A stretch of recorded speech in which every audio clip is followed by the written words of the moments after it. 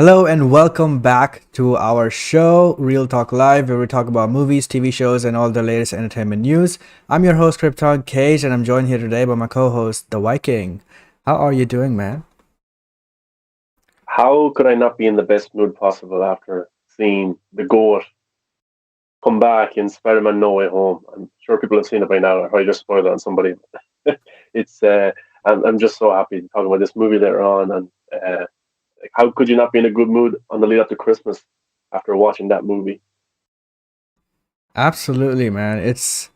Uh, well, without giving anything away, I'll just say that that movie made me really happy, and we'll definitely be talking about that in just a bit.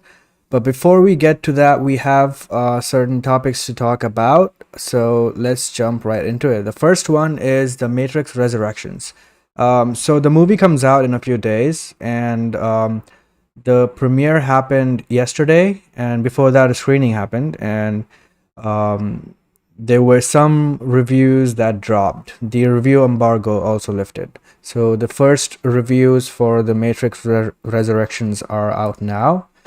So here's what some people had to say. The first one is from David Elridge. The Matrix Resurrections, despite and because of its infinite goofiness, is the boldest and most vividly personal Hollywood sequel since The Last Jedi. A silly, sincere, galaxy brain take on reboot culture that makes peace with how modern blockbusters are now about only about themselves.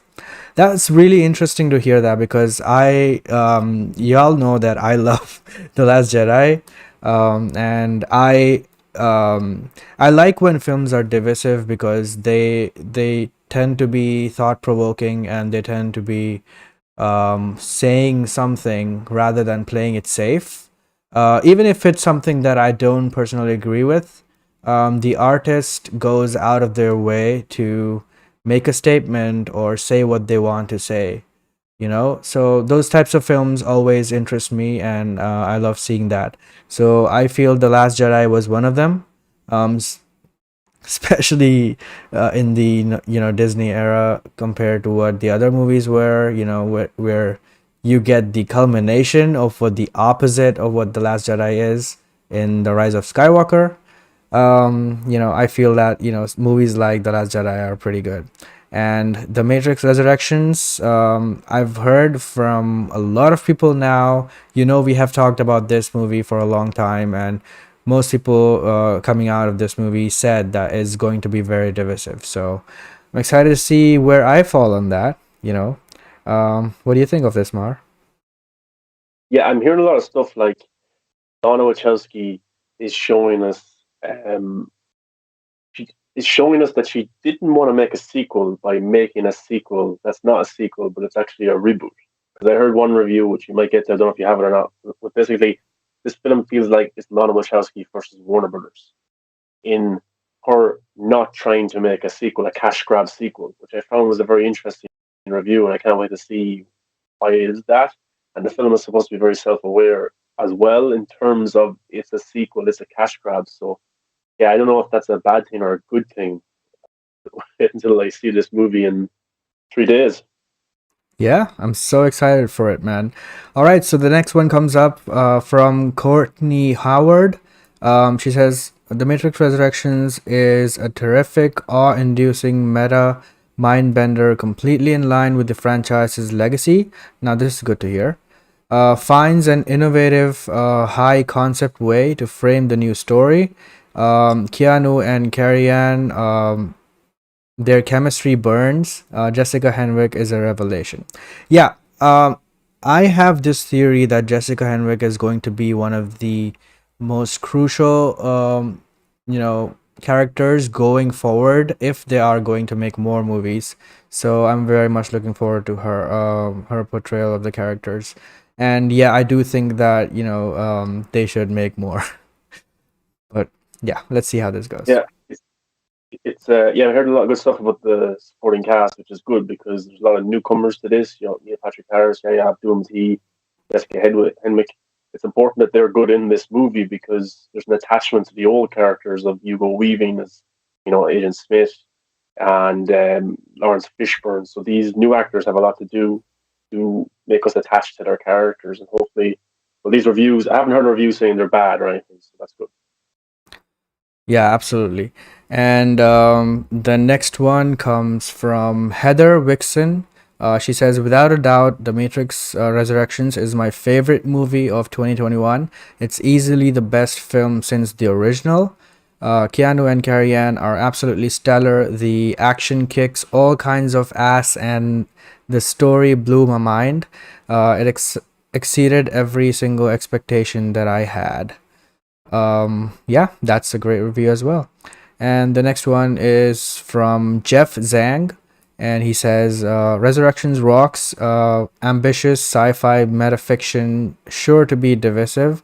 It's Lana Wachowski's meditation on why she didn't want to do another Matrix film via another Matrix film. Creator versus Destroyer, revival, and the illusion of choice in a brand new context. That's great because I love all those themes, and those were in the original trilogy as well. And I know a lot of people don't like the second and third movie. I think they're awesome. And yeah, those themes were definitely in those movies as well. Well, it's good to hear that the other movies are canon to the story, even though they weren't well received. Still made money and they're still a part of the overall story because they shot Matrix 2 and 3 back to back, I think, in Australia. So they are important to the story, Lauren Wachowski was telling us. Yep. So I'm glad that they're um, not just thrown to the side. I think there is development in the story, just from some of the trailers and some of my own theories, very much how like we are attached to technology now. I think in this new Matrix world, well, in the real world, in the Matrix movies, I think humans and some machines are kind of hand in hand in this next step in evolution. And I think the film will explore, which is like what we're doing right now. We're talking over a live stream and wearing headphones, and stuff like that. So, yeah, I'm interested to see the new meta-ness that is brought to this that is relatable to our world because the original Matrix predicted so much of the next 20 years, which is now. I wonder will this movie do the same? And I've been predicting for a while, and I could be wrong, that this film will be as impactful or as good as the original one. Now I don't know if that's going to happen or not because there's some people who are saying it's the worst movie ever. But I'm sure back then, if some people saw the original Matrix for Yeah, the first time, they exactly. would have said the same thing. And then when they watched two and three and stuff like that, so yeah, I definitely think Matrix Resurrections will be a movie that might have a cult following in a way as well because Spider Man's out right now, and a lot of people are going to be attached to that movie instead of this movie. Yeah, I agree. And the next one comes up from Eric Davis, and he's one of the cool ones that I actually read reviews from. He says the first act of Matrix Resurrections is stellar, smart, funny, weird, self-referential, and unexpected. Add to it wildly inventive action sequences. Now this is good. Lofty storytelling decisions, and a ton of big ideas that will fuel lots of questions. Trust me, multiple viewings will be required. Now, this one review is interesting to me because I think, one of the things that we love about the Matrix franchise is the action, right? So, even from what Lana said in interviews and stuff, she even admits that, we know that people have replicated their style over the years and done it better or worse or whatever, but they have done it, it has been done. So if she comes in and does the same thing again, it will not be something new, right? So I was hoping to see some new type of action and new type of stylized inventive stuff in this movie, and I'm glad to know that there is. Yeah, I watched. I didn't watch the full premiere last night. The premiere was on IGN last night on YouTube for the Matrix Resurrections, and many people were saying, "Oh, they're not really selling this movie well. The interviews aren't that good and stuff like that." I'm looking at this cast. I'm looking at this director. These are weird people. Ilana Wachowski is a visionary. She's a genius. She's not going to act like every other person that does an interview for a movie. She is a little bit. I don't mean this in a bad way. She's a little bit crazy. Yep. Keanu Reeves is a little bit crazy as well. Jada Pinkett Smith a little bit crazy. Like these people were cast in the original Matrix, and they have to be a little bit crazy to to give such good performances in the original trilogy to get the idea of what the movie was. So yeah, Donald Wachowski is a little bit weird in interviews and stuff like that. Okay, that's okay. I don't mind that. But what I do look at as some of her interviews in the past about coming back to this franchise is that she lost her parents. She was in so much pain. And Lily, her sister, her way of kind of coping with the grief was just to be on her own, just not to do any work. Donna, Matrix Resurrections was born, so that like art is born in the most interesting of ways. So that's why I'm mostly excited about this. I completely agree with you. And the next one comes from Griffin Skiller, and he says The Matrix Resurrections is an absolute slam dunk, a bold, deeply personal, vibrant, and biting anti legacy sequel that challenges the complacency of our nostalgia obsessed world and how the system has evolved to exploit that. This is how you resurrect a franchise. Interesting, uh, coming right after No Way Home, you know, which obviously this film will talk about how nostalgia affects people today and how the reboot culture is and all that stuff. So I'm very much looking forward to that. Especially will be more impactful after watching No Way Home. Yeah, and like there's so many reboots now and so many like sequels to movies that came out years ago. Matrix is one of these, and I wonder, is it so self-aware that it knows it's a sequel, it's a cash grab, it's a reboot. That's why they're calling it a sequel, a reboot, and then just a new movie. Like there's so many titles to this. Yeah, it is a bit of a. It is interesting. It comes out a few days after No Way Home, and that could be bad box office wise. We'll have to wait and see. Yeah. So yeah, those were some of the early reactions. Seems like it's mixed. We've only read the good ones here, but yeah, it seems like there are a few that didn't like the movie or thought that it was too philosophical, or they don't like it when there's too much of preaching or whatever they called it is going on and stuff. But uh, I don't know if they forgot, but the original trilogy had a lot of philosophical elements, like in every scene. So I don't know. Yeah, yeah. I seen some of the complaints. I go through. I actually went through every single review, good and bad, on my channel. If people want more of an in-depth look at it, but a few of the complaints were um, that it was too self-aware, that it was too meta. And I'm like, what? Seriously? Have you seen the original movies? Right? Like how can it be too meta? But there was some great descriptions as well of the movie. That really got me more excited. What an interesting one was the action is not a standout. It's more of the characters and the story being told and the action, which is a bit of a surprise considering the action was insanely good in the original trilogy. But then again, saying that, people might be brainwashed by the last 20 years of action movies. Because back when the Matrix movie came out, oh my god, it was such a different thing. Now we've had movies like John Wick, we've had DC, we've had Marvel movies. So action might not be in the same vein as it was in terms of our perspective of looking at it. So the Matrix Resurrections might have really good action. It's just not impressive to us now, considering what we've seen the last 15, 20 years. That's probably Exactly. that's my prediction there. But yeah, it's coming out in a few days. I hope it's a huge hit on HBO Max. If it doesn't make the box office, it's hard right now because of the virus is getting worse around the world and stuff like that. So Yeah. I really want this movie to do well. I want to see more from this world. If not another movie, TV series on HBO Max or something like that. I want to see more of these characters in this world. So hopefully it does well enough for the studio and for the creative team for them to come back. Yeah, I agree, man. I would love to see more. Even if Keanu and um, Carrie Ann are not coming back, I would love to see more from everyone else. So yeah. Because like you have the original Blade Runner, and then you had Blade Runner 2049. Harrison Ford came back, but he didn't have a big role. Yep. And then I'm watching the anime series Blade Runner Black Lotus, I think it's called. I've watched the 4 episodes of that, and it's not related to the movies. But there is actually some recurring characters. There's some kind of teams that play out in that as well. But it's kind of a brand new story in the Blade Runner world. And then we heard from Ridley Scott that they're developing a Blade Runner show. That's going to be cool to see. So hopefully Matrix can have more spin-offs as well. But can it can it stand on its own legs without Keanu Reeves? That's probably another uphill battle that it will have. Yeah.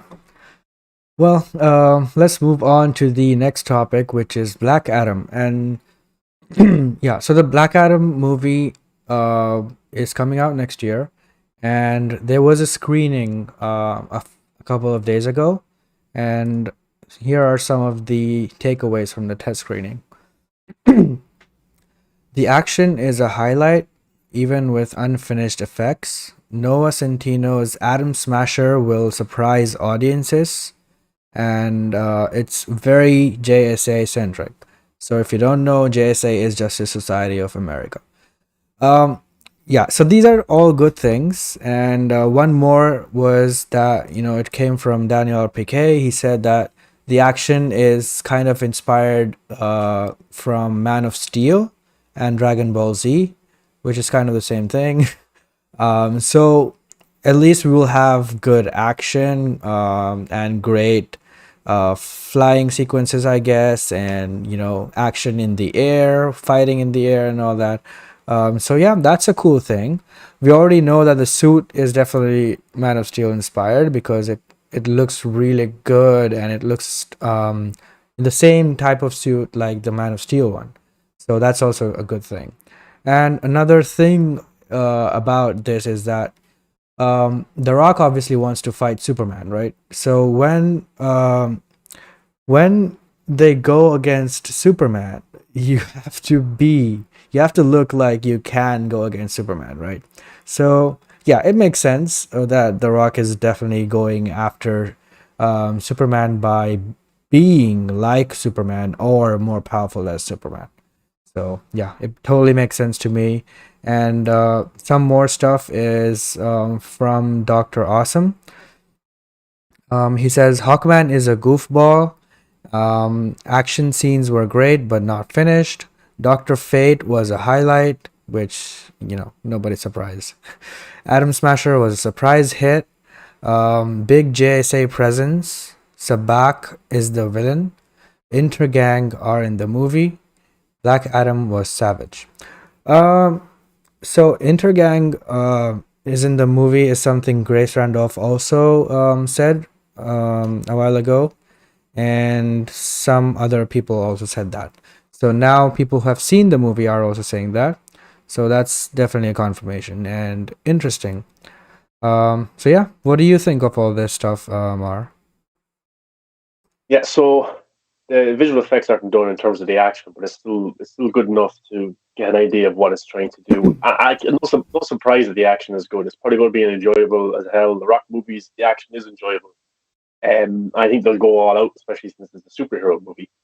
But yeah, Adam Smasher, played by Noah Centino, or Santina, whatever his name is called. That's interesting. I'm interested to see that character. I'm very interested to see the Justice Society of America because for a Black Adam solo movie to implement basically a Justice League type team is very cool. And I hope that apparently as well they have a lot of it's very centric. They have a lot of screen time, so that's cool. I'm surprised that The Rock in his solo movie would bring in so many other superheroes in such an important role because he wants to be the star of the show. So that's very good.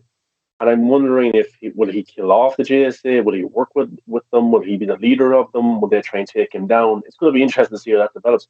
But I've watched the Stargirl TV series that the JSA is in that. Now it's kind of like a cheesy version in terms of it's the next generation. So it's like the JSA was an older team. They're finished now, and then there's kids taking over, and then the Injustice Society or whatever the villainous team is called, it's their kids now is taking over for them. Very cheesy, I know, but the most interesting parts of that series was the flashbacks to the original JSA team. Now, not all of them that was in that show or in the movie in terms of Doctor Fate and Hawkman and stuff like that, but I really like the kind of feel and tone to those characters and why they were created, how they worked as a team, and some of the challenges that they went through. I wish they would make a show about that, but we're getting to see them in a movie. So I'm interested to see Pierce Brosnan as Doctor Fate, Hawkman. There was talks of this this sets up some spin-offs as well. Maybe a Hawkman spin-off and be a Doctor Fate spin-off. Those would be awesome to see if in theaters or on HBO Max. But so things are good, but like you could probably say, oh, a test screen, it's going to always could be good reactions. Not really. Doctor Strange 2 and the Multiverse of Madness apparently had bad reactions to their test screen. That's why they're shooting the movie again. That's why they have to make the movie again. So Black Adam, that's good. The first reactions are good, and it's supposed to come out in July 2022. So right now they're probably just working throughout VFX and stuff like that. Maybe they'll add a cameo or two of Henry Cavill. Maybe he's already in it. Maybe he's in the Flash. I don't know. But that's a good sign that everything about this movie is good so far. And also, KC, we're going to talk about the cameo. Um, I'm not That, sure. Oh, that spoiler. are you talking about the James Gunn girlfriend? And yeah, there's Yeah, yeah, yeah. supposedly Yeah, we the yeah, you can talk character. about that. I'm forgetting her name in the Harcourt or something like that. Amelia Or, Harcourt, I think. yeah.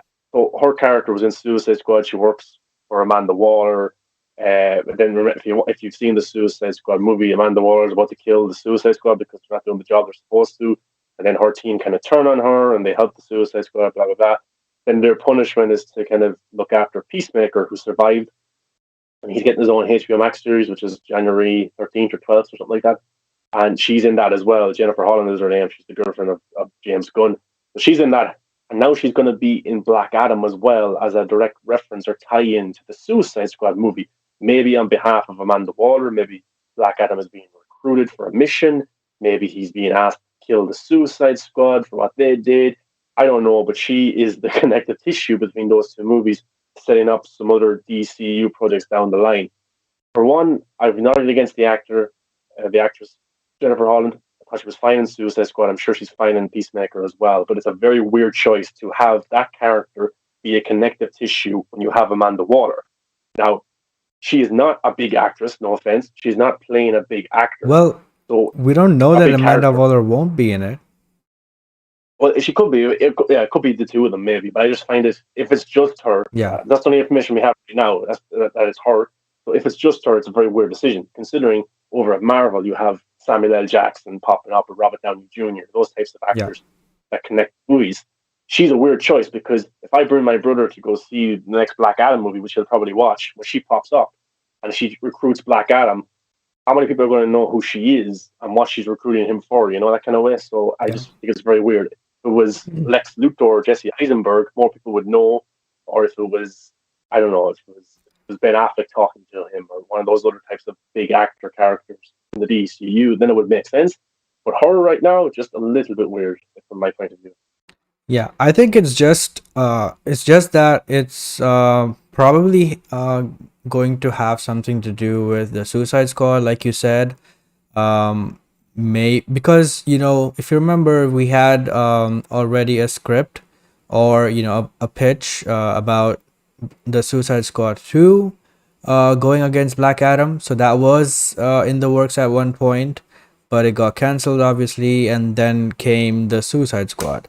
So, and in the Suicide Squad, we know that Deathstroke was going to be in it, but he couldn't. So we know that stuff from years ago and pitches from years ago can be included in some way or form in the upcoming movies. So maybe they had something to do with the Suicide Squad, and that's why she's there. Maybe Amanda Waller will also be there. Who knows? But I think it's interesting that the Black Adam movie it feels like this central DCEU film that has Black Adam, and it's probably going to connect to Shazam. And then we already have Justice Society of America. We have so many big characters in it already.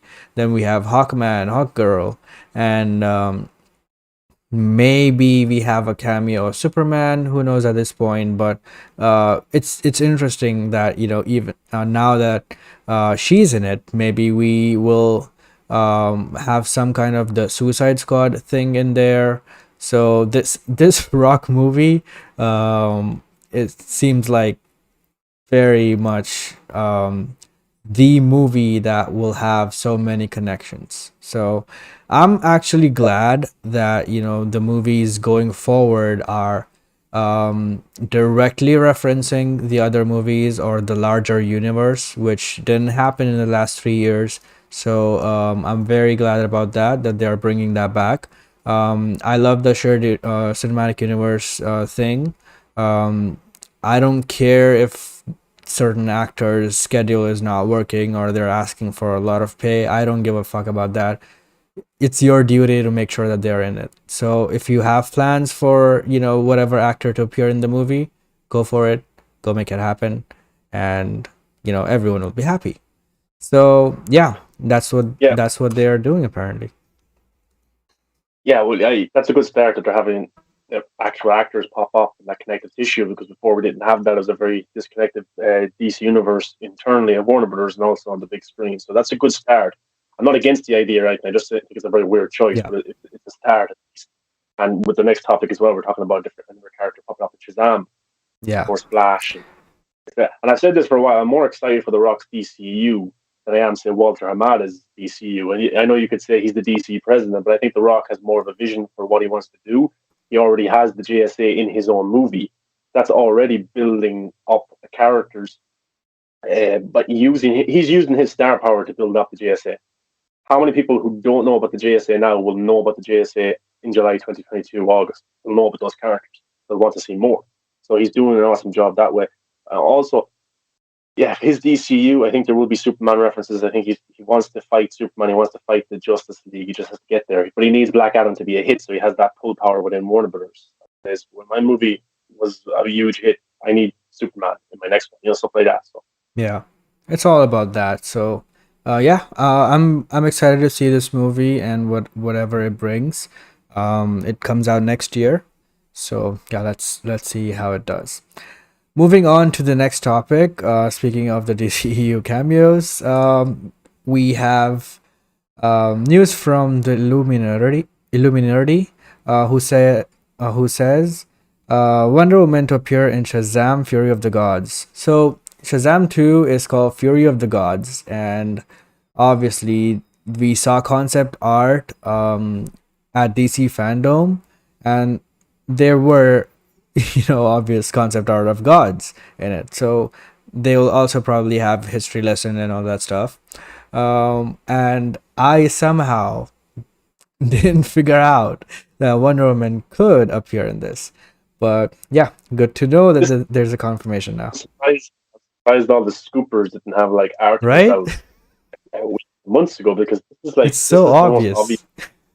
I, I'm kind of a rage and I didn't think about it either, but Yeah, but um yes, so they say, according to our sources, Wonder Woman will be making a cameo appearance in the highly anticipated sequel. I don't know about if the highly anticipated Shazam: Fury of the Gods. Wonder Woman making a cameo appearance in Shazam makes a certain amount of sense, of course. It looks like Shazam and the Shazam fam will be taking on three daughters of Atlas, which could have some connection to Shazam possessing the stamina of Atlas. Wonder Woman herself is entwined with the old gods, being the daughter of Zeus, king of the old gods. Shazam is connected to Zeus as well. He possesses the power of Zeus, which could theoretically be part of what draws Wonder Woman into the fold. Exactly. Like these are all obvious things which I didn't think of before, and I'm really I'm kind of surprised to hear this at first, but also immediately I think obviously it makes sense. Like it's the most obvious thing. So yeah, if Shazam is facing off against the daughters of Atlas, the goddesses themselves, Wonder Woman may feel the need to step in and help, especially if she somehow learns Shazam's true identity as Billy Batson. That would be an interesting scene because he's just a yeah, kid. yeah, and they can't. Yeah, he'd probably be trying to flirt with her and stuff like that. And she's so old, and he's like a teenager or whatever. Yeah, The interest. yeah, very interesting. But yeah, I think I think the screening for this movie also happened a while ago, and people say that Rachel Zegler is a standout, and the movie is pretty good. Grace Randolph said that this movie wasn't all that received well, as of right now. So of course they have like more than a year or something. When does it come out? 2024, right? 18 months now. 2023. Yeah, it's a while. It's a while later. So yeah, they have a lot of time to work on it. Maybe they'll change it. Maybe they'll do reshoots and all that stuff, which already will be planned anyway. So yeah, I'm not worried I about it. wouldn't be I wouldn't be surprised like if The Rock ends up shooting a scene for that movie if Black Adam's a Yeah, hit, you yeah, know, I agree. or like there's loads of time for Henry Cavill as well to be in it. There's just like they could basically go and shoot stuff a year from now for Shazam and still have Henry Cavill or Black Adam in it. So I think so. Some of the reports that it was just a fine movie, and I think I like the first one. I think it's just a fine movie as well. So that's okay. And then Renee's Ziegler, is it? I don't know what age she is, but I kind of have a prediction that like she's one of the goddesses as well with Lucy Liu and Helen Mirren, I think. So I'm guessing maybe she will be sent undercover as a high school student. Is she that age that she could play that Yeah, character and maybe be a love interest to Billy Batson to try and find out some information or something like that? yeah, The kind of prediction I have. yeah. It's interesting. So let's see what happens. All right. So moving on to the next topic. Have to let my brother in. Yeah, sure. So Grace Randolph said that the Flash movie is going to be putting together a new Justice League team, and obviously that's not something very out of left field. We probably knew that it could be possible that the Flash movie could be setting up a new team, because obviously they have to make a new Justice League movie, whether it's with Zack Snyder or without. They'll have to make a new one because it's Justice League, you know. So yeah, the Flash movie has a lot of elements in it: multiverse, Michael Keaton, Ben Affleck's Batman, Supergirl. So we suspected that Supergirl will probably be joining the Justice League in that movie, and a bunch of other characters probably might show up. So she's saying that the Flash movie is going to be putting together a new team. By new team, she means is there will be new members added to the current team, and she's not saying who it is. Uh, but if you had to guess, it would probably be Batgirl, Supergirl, and maybe a character or two that we already saw movies of. So Mar, what do you think of this? That's me. Um, what topic are we on? Oh yeah, it's Justice League in the Flash, a new Justice League. Um, yeah. So look, I think this will happen. I'll probably set up maybe Supergirl and Batgirl into the team, stuff like that. Maybe Shazam in the future. That's the new Justice League team. But like I know a lot of us want like Zack Snyder's Justice League too, but I don't know if that's going to happen in the way that we want. I think the best case scenario is all the actors that he cast still play the characters. I know Ben Affleck doesn't look to be that interested at the minute. Red Fisher as well. It's just kind of messy if you're a Zack Snyder fan. But the new Justice League team, I think will. I've always been saying that's going to be Michael Keaton as a mentor, Flash, Aquaman, Wonder Woman. You've got Shazam, you've got Batgirl, you've got Supergirl. I think Henry Cavill's Superman's up in the air whether or not he will be a part of it, but hopefully he will. And I think that's going to be the new Justice League team with kind of characters like Black Canary and Blue Beetle kind of coming in and out, being the kind of side characters that are in and around the team. So, yeah, I definitely think it's going to set up a new Justice League team. It's just whether or not it's going to be any good or not, and if it's going to get hype for people to be interested in the future movies, and if the Flash can do well at the box office. This needs to happen first for just the next Justice League movie to happen. But I definitely think that's what they're setting up. And people are saying they don't see a Justice League movie coming in the next few years. I think the opposite. I think Warner Brothers are eager to get a new Justice League out there to erase the memory of Zack Snyder's Justice League. That's how much they hate him in a way. but also they have an uphill battle. They have to make a better Justice League movie than Zack Snyder did. Is that possible? Can they have a bigger villain than Darkseid? Is that possible? Can the Flash movie have a better movie than the actual Flash scene where he reverses time in Zack Snyder's Justice League? I doubt it. These are a lot of uphill battles that a lot of comparing will be done between the Justice League that Zack Snyder had and the new DCU. Now I'm excited. I'm intrigued to see what they're trying to do, and now it's good that the actors are actually showing up and stuff like that. That's better than it was before. But will it be good? Will it get me hyped? Will it be exciting? That's the thing. But I definitely think they're setting up a new Justice League team. Yeah, we've talked about this last year, and I was dead sure that they would probably tease, you know, the new Justice League movie at Fandom too, but they didn't, and I think that's just because they don't want to get ahead of themselves. But yeah, I think this makes sense. Using the Flash movie to set up the new Justice League movie, it makes sense. Now, one thing I would say is that there's a merger coming next year, so Yeah, we don't know that the current plans will still be when that happens. So we'll just have to wait and see. And no matter what the tease at the end of the Flash movie is, um, it could change. Even Zack Snyder could come back for Justice League later on. They could announce that later if the merger happens and all. If the merger, happens and David Zaslav wants it, it could still happen. But I'm not saying that it will happen. So one way or the other, I think I'll just go by if I'm genuinely excited for the movie or not. For the Flash, I definitely am. But for Justice League, I don't know yet. I don't know how I feel about a new Justice League movie without Zack. But I will have to see what it's about and how it will be, and a trailer maybe. So yeah, and who will yeah. join at the end of the Flash movie into the Justice League? I don't know. Um, Maybe Supergirl, maybe Batgirl, and I definitely think Michael Keaton will be the mentor to this new Justice League. I I don't think think he'll that. find I himself. disagree with you on that one thing, but apart from that, I agree with you. Yeah, and I definitely think he'll be a mentor. I just think that's the direction they're going right now. Even though I don't, nothing against Michael Keaton, I don't really want that. I want Ben Affleck to be there, but I wouldn't mind if it was Michael Keaton and Ben Affleck in the same universe. But like, it's not going to happen. But I definitely think they're going for a female Trinity as well. Yeah, Wonder Woman and Batgirl and Supergirl. yeah, This is not me being against women or anything. It's just I don't see how you replace Henry Cavill and Ben Affleck.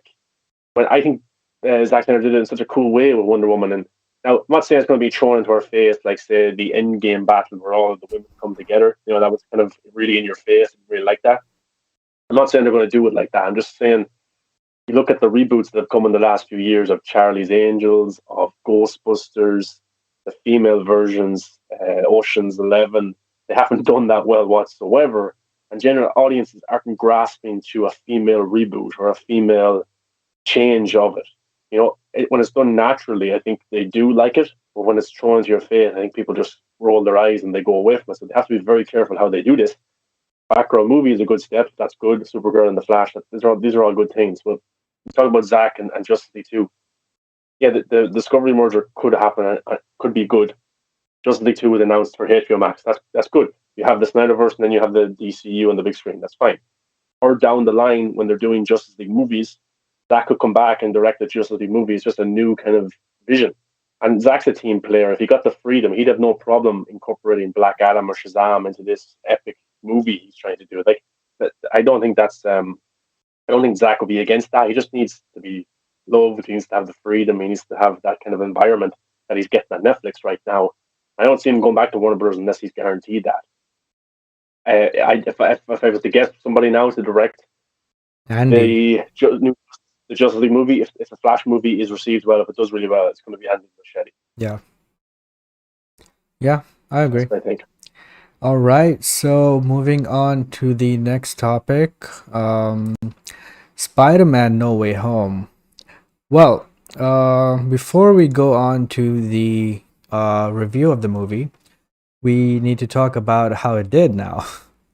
Um, so I was expecting the movie to, the opening box office of the movie to be around 20, sorry, not 20, 200 million opening box office, right? And obviously the predictions were around 150. But now the movie is headed towards a 240 to 250 million debut. So, if early projections hold, the Sony and Marvel superhero pick will land the third or fourth biggest opening of all time at the domestic box office despite worries over the Omicron variant. This is huge. This is huge because, firstly, all credit to Endgame, but that movie had a lot of build up to go into it, not just from the 20 years, 10 years of Marvel and whatever, but also from Infinity War. The ending of Infinity War was, cliffhanger, and everybody needed to see what happened next, right? And obviously, Endgame was one of the biggest events in Hollywood history. So it makes sense that that movie, is, the all time highest grossing and all that. But this movie, which didn't have the big surprises in the marketing, and didn't have that big of a lead up to it, as big as Endgame, and still in the pandemic making this much is, I cannot wrap my head around this. I know a lot of people will say it's expected, but we're just saying that because, it kind of makes sense for what this movie is.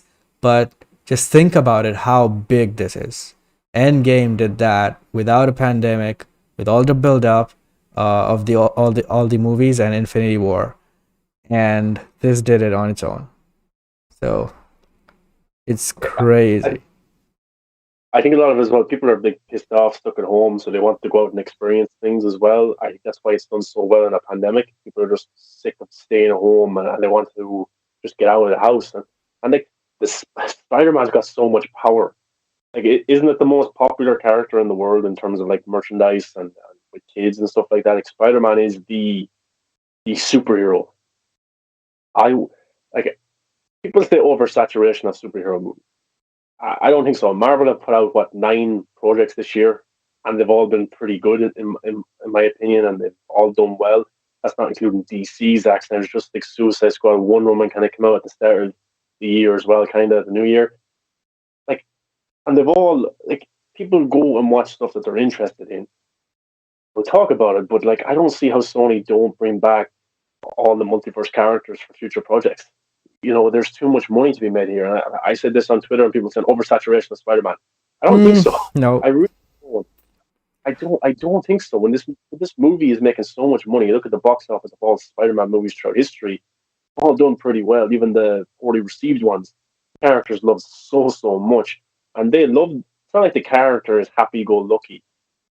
The character goes through some stuff. The Yeah. character is responsible for a lot of stuff. There's consequences to his actions, especially Garfield and Tobey Maguire. Tom Holland didn't have that until this movie, and now it's probably going to be the most successful of any of them that he has done in terms of his portrayal and how much people like it because he went through something. They can relate to him. He's honest. So to see this movie do the insane box office opening weekend is absolutely crazy, and I think it's a good sign for what's to come. The Marvel and Sony deal will stay intact.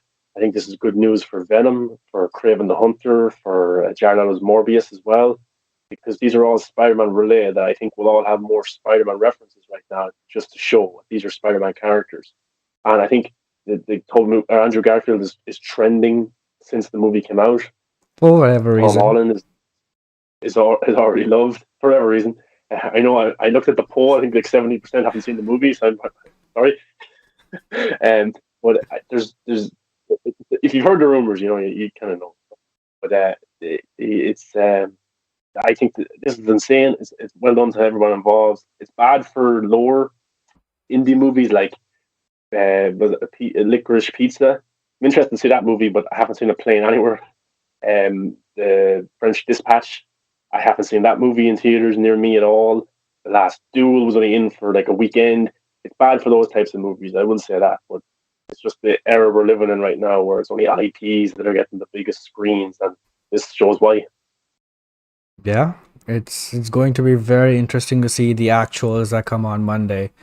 But yeah, let's move on to our No Way Home discussion now. So, firstly, we'll be talking non spoilers, and after that, I'll put up a spoiler alert banner, and then we'll talk spoilers. So, before that, we'll only be talking non spoilers. So, and before that, I'll just have to take a quick break to set things up. So, hold on for like 5 minutes, and we'll be right back.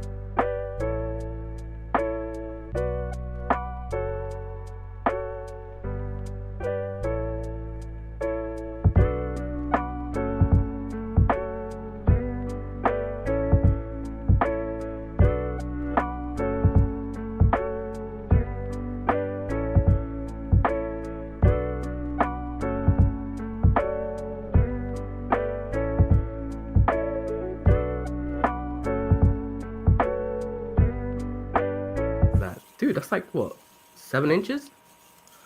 Nah, it's like 9 inches. No.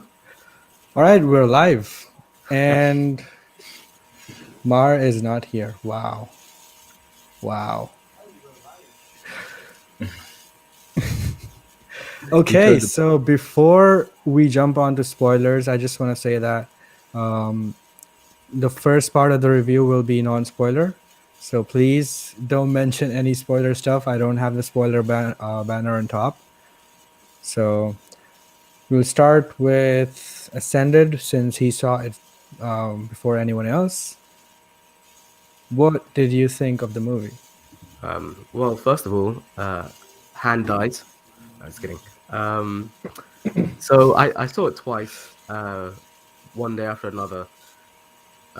Okay, I'll give you an overall what I thought in the beginning. I loved it. It's literally everything I wanted this movie to be, and I've heard this from everyone quite a lot. They all say the same thing, that this is literally everything that they've ever wanted from this movie, and in general, it's a very nostalgia-heavy film. It's very well made, and I think it has taken John Watts from a director that I felt was doing good, and he's just kicked it up quite a bit. Um, so big props to him in the first place. It's really not easy to do. I'm gonna be honest. Doing a trilogy that has all had great films, I've enjoyed all of them personally. This is obviously my favorite one that he's done, and I think we can all agree that this is probably the best he's done. And if not, this is definitely one of the best Spider-Man films, just in general. Um, I think the way this film compared to all of the other ones that, especially the one that John has done himself, um, is very cinematic. I've never seen him do anything this cinematic. In Far From Home, he had this whole thing of, remember like the fight scene in the end with the train and everything, reality warping around him. That was to me incredible what he had done. But what he did this with this film, where it's so emotional, and I didn't think you could make a Spider-Man this emotional. You know, uh, Peter's relationship with Tony, as heartbreaking as it is in like Endgame or Infinity War, where he dies, and that was a heartbreaking story. But in this movie, how they play the the story for him to grow up, how I personally feel like the way the story in this was done was the most character development that he has had in his entire MCU um, experience and his total lifetime in the MCU, right? And I think a partial reason is that he hasn't had someone with him in the entire film. Like in the other films, he had Tony, and then he had Mysterio somewhat, and Nick Fury. I think a big part of his development in this film, even though Stephen Strange was there, the biggest reason I think he grew up and had to develop it on his own is because he had to do it on his own. And I think it was good that Sony was like, hey, let's split them up a bit. That was probably the best thing they did. And yeah, I think the music was incredible. The sets were incredible. The characters. I felt sometimes in there that thing wasn't as on point. It just felt like she was just going along with the scene rather than being in the scene. That's what I felt. But other than that, I genuinely feel like this was a 9 out of 10 film. And I'm not giving it a 10 because I'm sure there must have been something that out there that takes away from it from being a 10. Otherwise, I'd happily give it a 10 out of 10. But yeah, that's just generally what I thought. I think it's an incredible film. And if you haven't seen it yet, I think you are missing out on one of the greatest experiences. And if you can, please go watch it in a crowded room. Because when you watch it with a crowd, and I'll tell you, both times when I went with the crowd experience, that's what the cinematic experience is so great. The crowd being there and you being there in that crowd, that reaction you get is the cinematic experience. You want to be in that. So please go watch it at a good time where there's a crowd and enjoy it. That's what I'd say. Yeah. Great. Yeah, I agree with all of your points, man. Yeah. Yeah. And there's really not Rokan? much I can say without spoiling anything, but yeah. Yeah, we'll definitely get into spoilers in a bit, but Yeah. that was very well put without spoiling anything. Rokan? Well, I've seen it. I've seen the movie twice now. I actually, just came back from seeing it the second time. So the movie is once again still fresh in my mind. But what I can say just straight up is that, as a longtime Spidey fan, ever since I watched the '90s and Fox Kids animated series when I was like 5 or 6, to reading the comic books and seeing the movies to now here we are. I felt like all of my Spidey dreams, all things I've wanted to see in a live action Spider-Man movie, it all came true. I could not be more happier with the way this turned out, the way they were able to put so many irons in this fire and still make it work, because Spider-Man movies, especially the third film in a Spider-Man trilogy, they have this tendency to throw a whole lot of stuff into it, and it'll come across as very cluttered and very inconsistent. I mean, Yes. that was always my issue with Spider-Man 3, was the fact that it felt like multiple Spider-Man 3 scripts were just thrown into one movie. And this was a case where it all surprisingly worked out extremely well. I never felt like it was cluttered. I never felt like there was too much. I felt like it was a well told, well acted type of story. I liked, I especially kind of liked seeing the complete. Oh, hello, Ken. What's up? Hey, how's it going, man? Hey. Pretty Hey, good, Ken. thanks. Yeah, so getting back into it, I felt like that that when it came to the Holland films, I've been kind of like indifferent to the Holland movies just because there are things about them I do like. Like I like the Vulture and I like Mysterio in those movies. There are some things about this version of Spider-Man that until No Way Home I did not like. Like, look at you and say I don't like that. Here, I felt like it had worked out in a way where I was like, okay, this I've been able to kind of like accept, or the fact that my problems with the Holland versions of this world right here actually got addressed. So I appreciate them for kind of like for seeing kind of like, some things that are really, I guess sloppy, and we'll get into them in spoiler talk, that were addressed right here and actually were improved. So long story short, it's my favorite of the Holland films. It's my favorite of the Holland films, and it's also one of my favorite, Spider-Man movies in general. I literally felt like I became that kid again.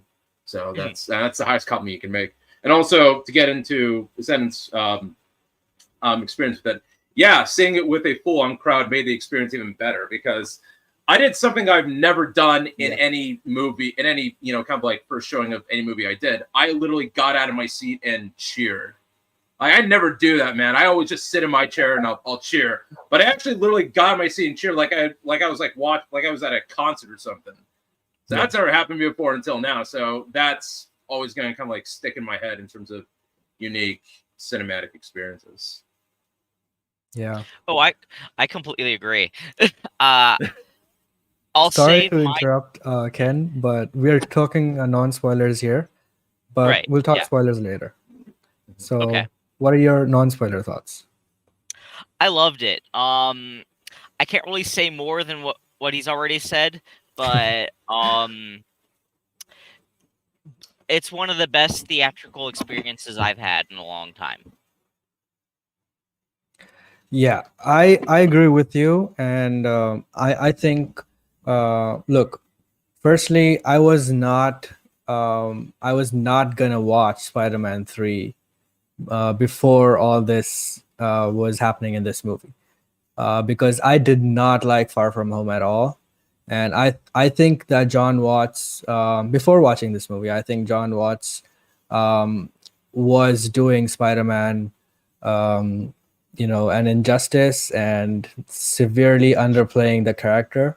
And I did like Homecoming. I thought it was a cool movie, but obviously it was not the Spider-Man that we love, and it was not the Spider-Man that I wanted to see, or the Spider-Man that I was jiving with.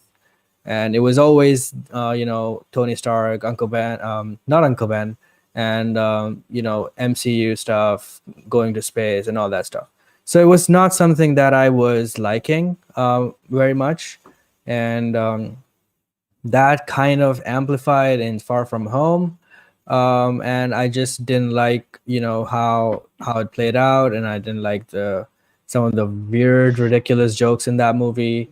Mysterio was cool, and that illusion scene was great, but apart from that, the movie I just didn't like. So I was kind of tapped out, from the MCU Spider-Man franchise. But after knowing about what this movie is about, Doc Ock coming back, Jamie Foxx coming back, and all that stuff, um, seeing some of the rumors, that got me interested. And then I watched the movie, and let me tell you, I'm from India, right? And the crowd here, What? the You were from Pakistan, bro. the crowd here goes nuts over Avengers movies, and whenever scenes like Thor in Wakanda, or Wonder Woman jumping in to save Batman in BVS, or Endgame, where when Cap gets Mjolnir and all that, the crowd goes nuts, because I see it on the first day, and the first day only the diehard fans go. So it's kind of like every single person in the theater is a fan, and they will cheer at every good scene, right? And for now, before this movie, Endgame was the loudest I've heard the theater be, but this movie changed that, man. Like, in this movie, without saying anything, almost in every scene, people were cheering. Like, this is stuff from the trailers, but when Spider-Man meets Doctor Strange, or just the intro of the movie, or just showing Spider-Man, all those, even the little things, got so many cheers. And then the surprises came, and those, obviously, the theater erupted like crazy. I've never heard that loud of a theater, to the point that was kind of getting annoying for me, because I usually like the cheers and stuff, but I only like it when it happens like 2 or 3 times in the movie, because obviously, who wouldn't get excited when big scenes happen, right? But for this movie, it was like for the entire film. And I do understand the excitement, but I also want to hear the dialogue and the music, right? So Right. yeah, it was kind of getting annoying at some point, but I only have seen this movie once, but I definitely want to see it again, and I loved it. I was very, very, very happy after seeing this movie. Um, it definitely exceeded expectations. And before we get into spoilers, I would also say this one thing. Like, John Watts, I think I'm finally okay with him, and he did something with Tom's Spider-Man in this movie that made me feel that yes, he gets Spider-Man, and now this version of Spider-Man is Spider-Man to me.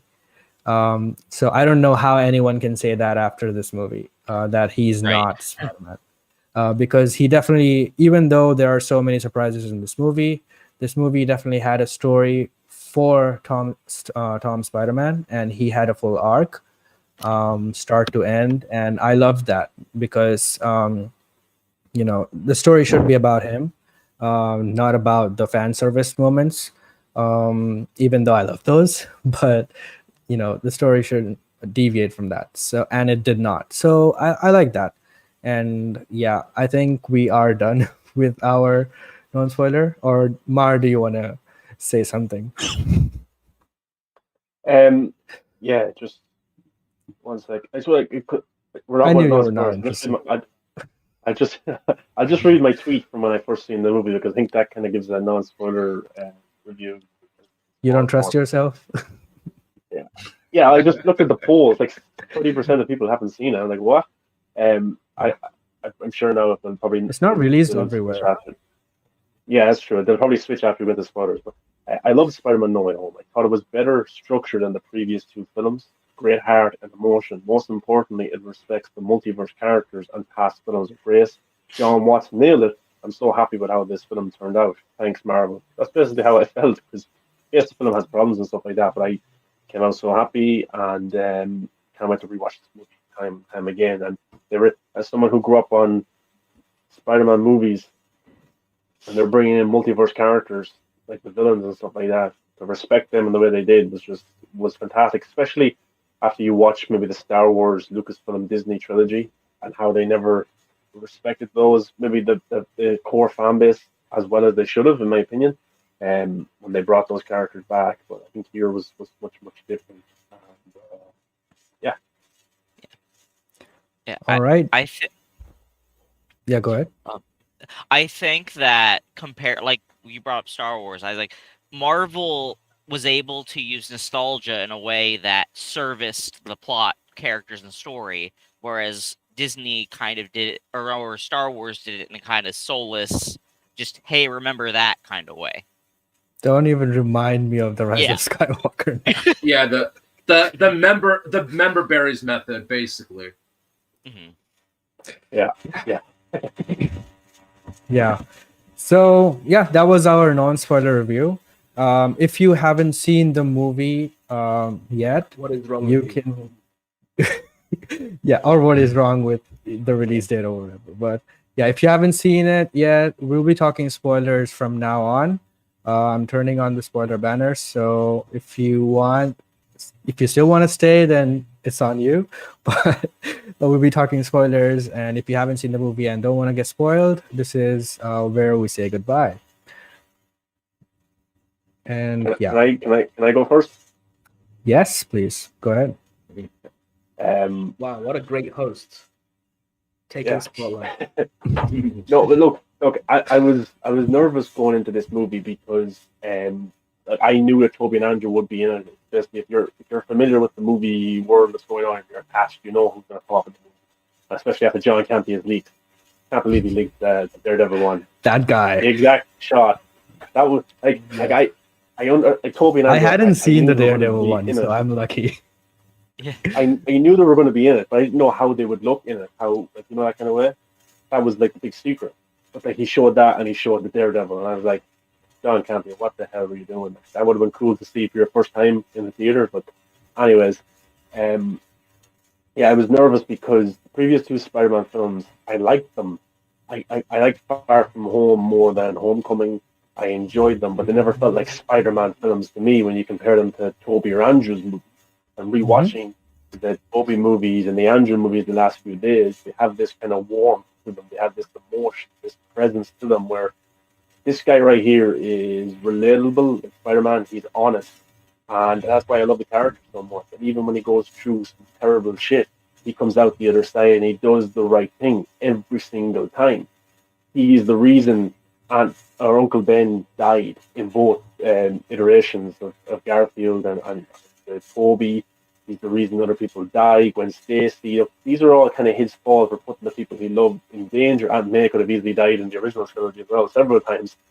Green Goblin and Doc Ock, like putting people in danger and knowing this, and having to deal with that weight, and then turning away MJ in the original trilogy after the first movie to love his life was better for her, and just that he'd rather be alone and Spider-Man than be happy and with people and stuff like that is just so relatable and so honest, even though he's the reason for so many stuff. But going into this movie, I was nervous that they wouldn't respect the generations of the Spider-Man fans, that they wouldn't have them in good light. They wouldn't have Toby or Andrew on screen for that long. They wouldn't have them important to the plot. It would be just to show Tom Holland as the superior Spider-Man.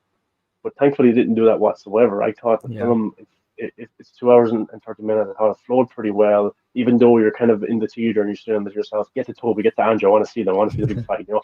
But other than that, I thought this film is very dialogue heavy. And you don't expect that for an MCU movie. You don't expect that for the new kind of Spider-Man movies that they've been creating, because the dialogue at times is very cheesy and stuff like that. But here, the dialogue was interesting because you have the multiverse characters interacting. You have Toby and Andrew. It is a very funny movie, and I think the gold between the comedy gold between the three Spider-Mans was just fantastic. So funny. At times it was overdone, but I didn't care because it was so cool to see all three of them on screen together. It was just a dream come true. And when like Toby walks in through that portal, it was just insane. But they respected everybody, all the filmmakers of the previous movies, the crew, the actors. They respected everybody, and also respected the current MCU fans and Tom Holland. They blended it all together for a fantastic Spider-Man movie. And what's so important is Homecoming and Far From Home. Peter never had to deal with the consequences of his actions. He had help from Spider-Man or from Iron Man. He had help from Nick Fury. He was in the Avenger teams. He always had somebody to fall back on. He never had to face consequences. In this movie is where his Spider-Man is born. I would argue this is probably the greatest origin story of all time because it's spread across three movies. Individually, each movie isn't as good as the previous Garfield or Tobey movies at all. But when you put these three movies together, I think it elevates Homecoming and Far From Home big time because of No Way Home. And that's fantastic. I don't know if that was delivered from John Watts or not, but he did it fantastically. And he executed it brilliantly, especially at the end of the movie, where Spider-Man has to give up everything. He has to give up the love of his life, his family, his friends, to be alone, to protect them. But after being the reason Aunt May is dead, he could turn the way Andrew Garfield did, where he doesn't hold his punches. He could turn into a Logan-style Wolverine or a Batman or whatever. He didn't. He just still decided to do the right thing and become Spider-Man and help people, even if it's going to be on ground level where nobody knows him anymore as Spider-Man. I thought that was just beautifully done. And this, for me, is Tom Holland is now Spider-Man. He is now the Spider-Man that we know and love. I don't know if he's better than Andrew or Tobey. That doesn't really matter to me. He is Spider-Man. That's something that he didn't have beforehand. And I'm excited for the next trilogy now of Tom Holland's Spider-Man iteration because now he is the character, and that's so exciting. He's gone. I know it's cruel to say here and say that, I like him now because he is the reason Aunt May died. He's consequences of his actions. That may be cruel, but it's what makes a character honest and relatable because we've all done stupid stuff and we've all have to come back from it and we all have to be good and try and be better. And some people don't, and they lose their way, but other people do. And you're trying to be the best version of yourself. Spider-Man is that. So, yeah, I thought the movie was. There's some problems, plot holes, and stuff like that. But you know what? They got the most important things right, which was the multiverse characters, Toby and Andrew.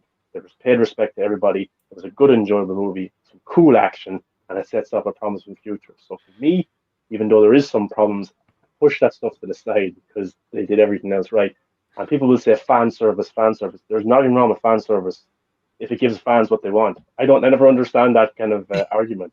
This movie's making 200 and 30, whatever it is, 50 million worldwide right now. That's a reason because people enjoyed it. They loved the fan service, and there's nothing wrong with that whatsoever. Look at Ghostbusters Afterlife.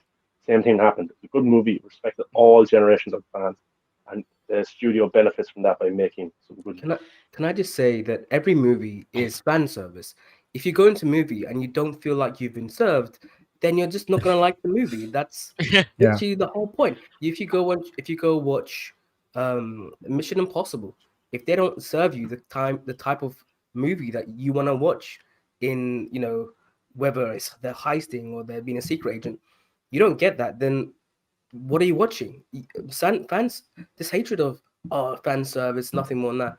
That's just idiotic, in my opinion. Every movie has fan service to give you what you want, and if you don't get what you want, then the opposite of that is just you complaining.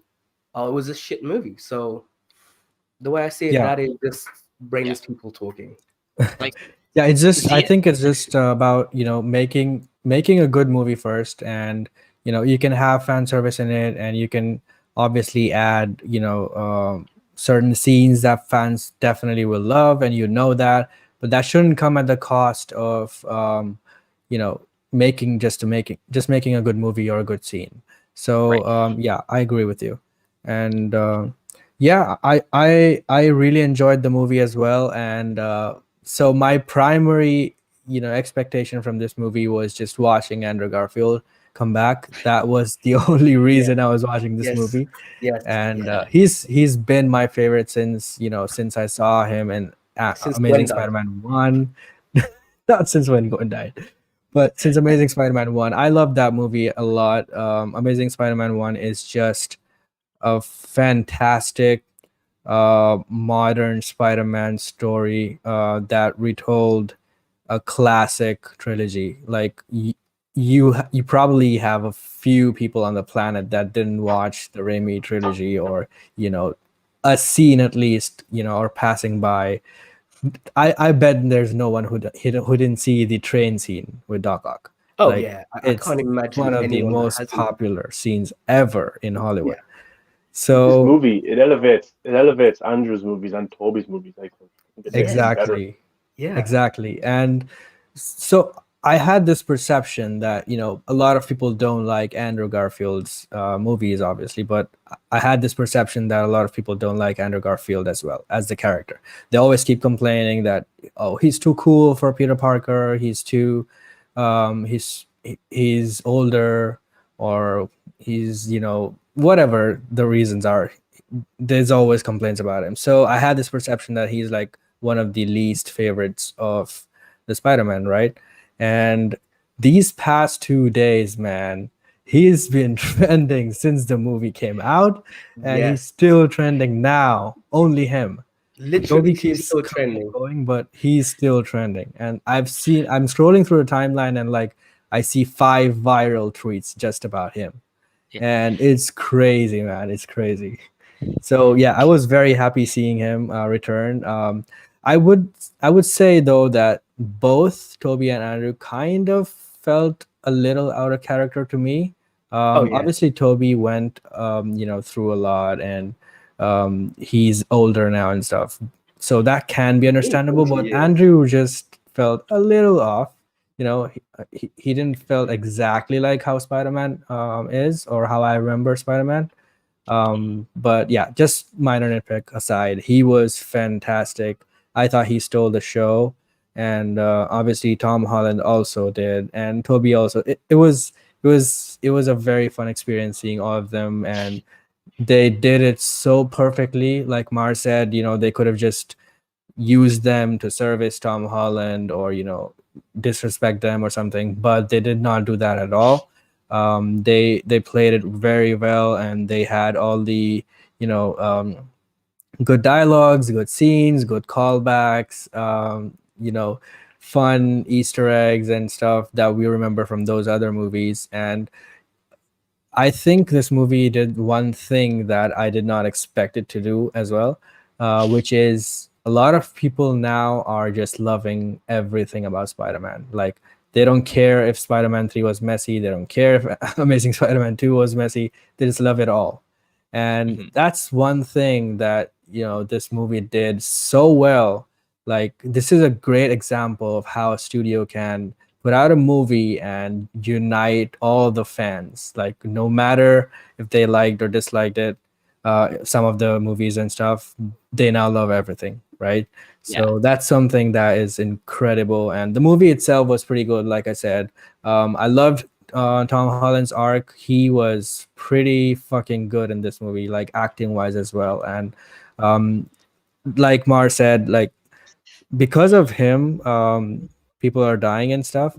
So that's something that comes from Toby's movies as well. Like, there's always this. Toby's movies are kind of like a character study. It's Hmm. less about Spider-Man. It's more about who Peter is and what he About goes relationships through. with About relationships with relationships, people. yeah, with his family, with his loved ones, and every moment of his life he learns a lesson. And that's something that was missing from Tom's movies. So Yes, I love that that 100%. came back. And in this movie, obviously there's the theme of responsibility that he learns, because of the villains and because of him being irresponsible in that aspect. Aunt May died, and he has to learn that, now to be responsible and make better decisions going forward. So that's something that I really appreciated. And even in the end, when the coffee shop scene happened, that was so beautiful. That was amazing to see. That was also another lesson learning moment of him, sacrificing for his friends, which was amazing to see. So yeah, finally I can say that he is Spider-Man now, and I love Not that. Spider-Boy. Yeah, not Spider-Boy. And yeah, the suit is also fucking amazing at the end. Speaking of Spider Boy, they actually have a little Easter egg in there that makes fun of the whole Iron Boy Jr. joke. The Daily Bugle. On the Daily Bugle, there was a Time magazine cover that said Iron Man Jr. and it had Oh, a picture really? of Spider-Man as a baby. That's hilarious. We're going back to the whole Andrew thing and the whole how he's risen in popularity since the movie came out. There was one line of dialogue I really loved because it basically told toxic fans to be quiet, essentially, or toxic Remy fans, when Toby himself says to Andrew that he is amazing and that he shouldn't talk down to himself like that. As someone who's liked the different versions myself, it was always just been kind of just sad to see the constant like tearing down of other versions just because it isn't the Ramy one. So seeing Toby's Spider-Man, giving him that boost and getting his kind of like approval essentially, it felt like it was a kind of just telling fans, hey, just because he's not Toby doesn't mean he's bad. Yeah. And I love the Toby movies. Like, obviously, arguably, those movies are the best made ones. And, obviously, Sam Raimi is a great director and he made great movies. Toby was my Spider-Man when I grew up. And I loved those movies, all three of them. And I still do. And I think, Spider-Man 2 is still one of the greatest movies of all time and, all of that. But I just connected more with Andrew Garfield. Doesn't mean that I started hating others, and it doesn't have to be that way. So, yeah, I agree with your point completely. Like, I like, my favorite Batman is Ben Affleck, but I love Christian Bale as well. And I really love Batman Returns with Michael Keaton. I really love that movie. I actually get a kick out of Batman and Robin and Batman Forever. I like those iterations of the characters played by those actors. But I love all the Spider-Mans as well. It's just Tom didn't have that relatability factor in terms of going through stuff and coming through. Like I like Toby's movies so much because, as you said, they are character studies. They're a study about relationship with people.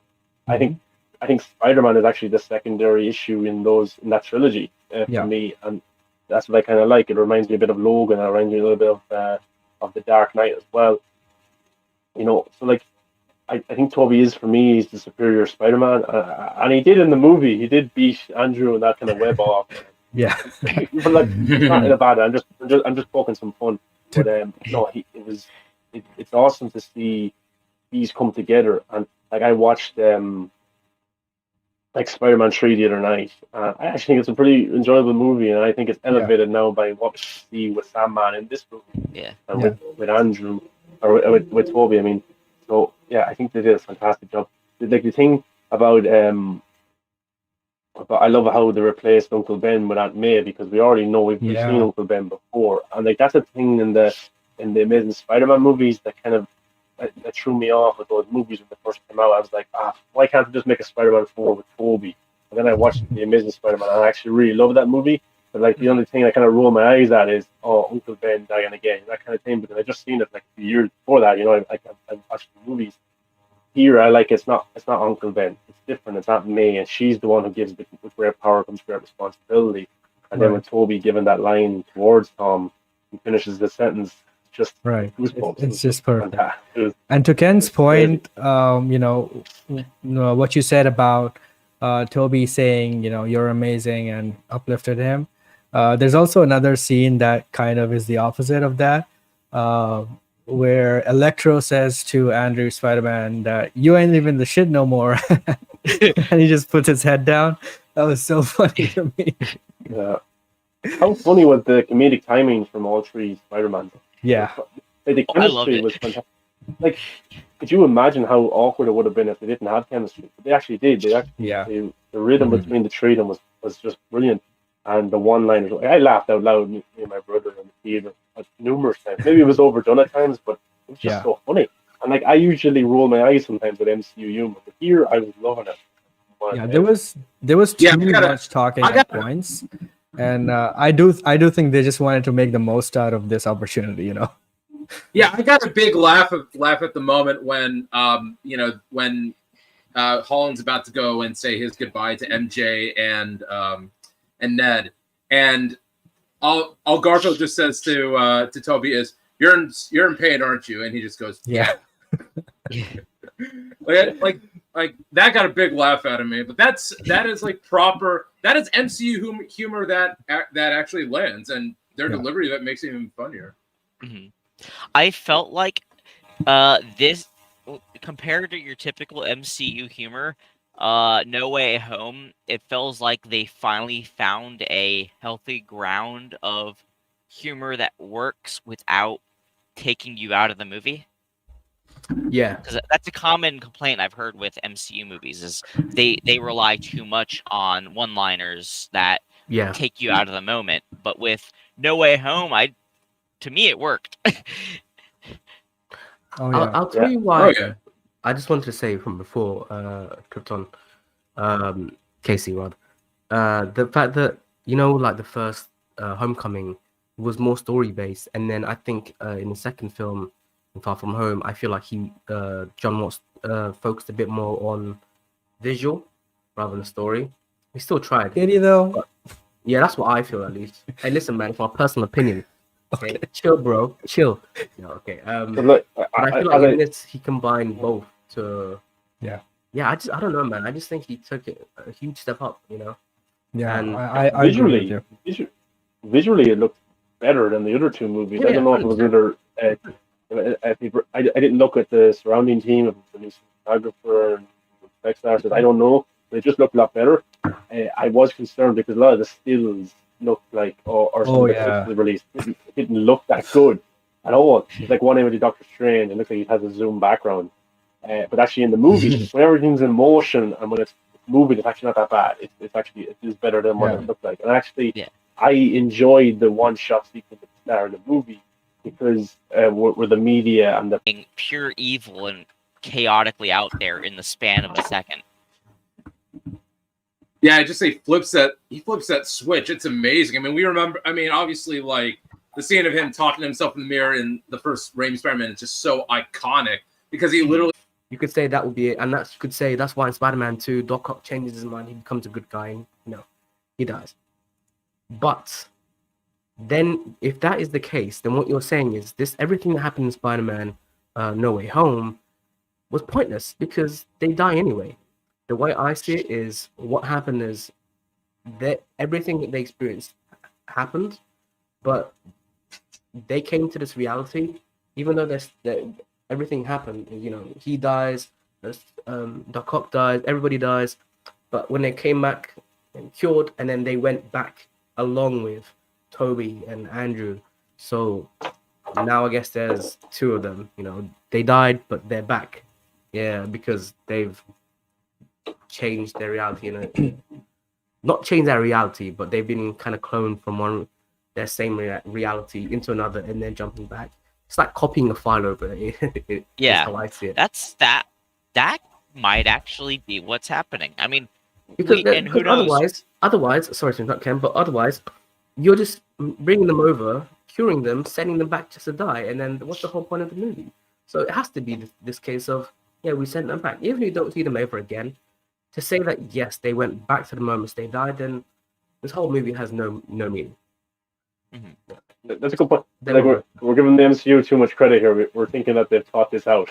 They probably haven't because they just brought. Who can we bring in? Because Jamie Foxx is Electro. Because everybody who knows Peter Parker, Spider-Man, was brought into this universe, and then Jamie Foxx, Electro, didn't know who his Spider-Man was until Andrew took off his mask and was like, "Oh, I thought you would have been a black guy because you helped people between."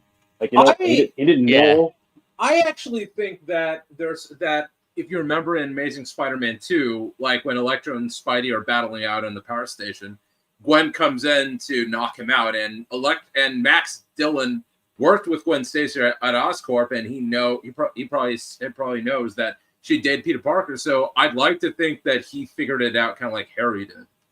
Yeah. Yeah. Probably Harry also told him off camera, maybe, or something. Yeah.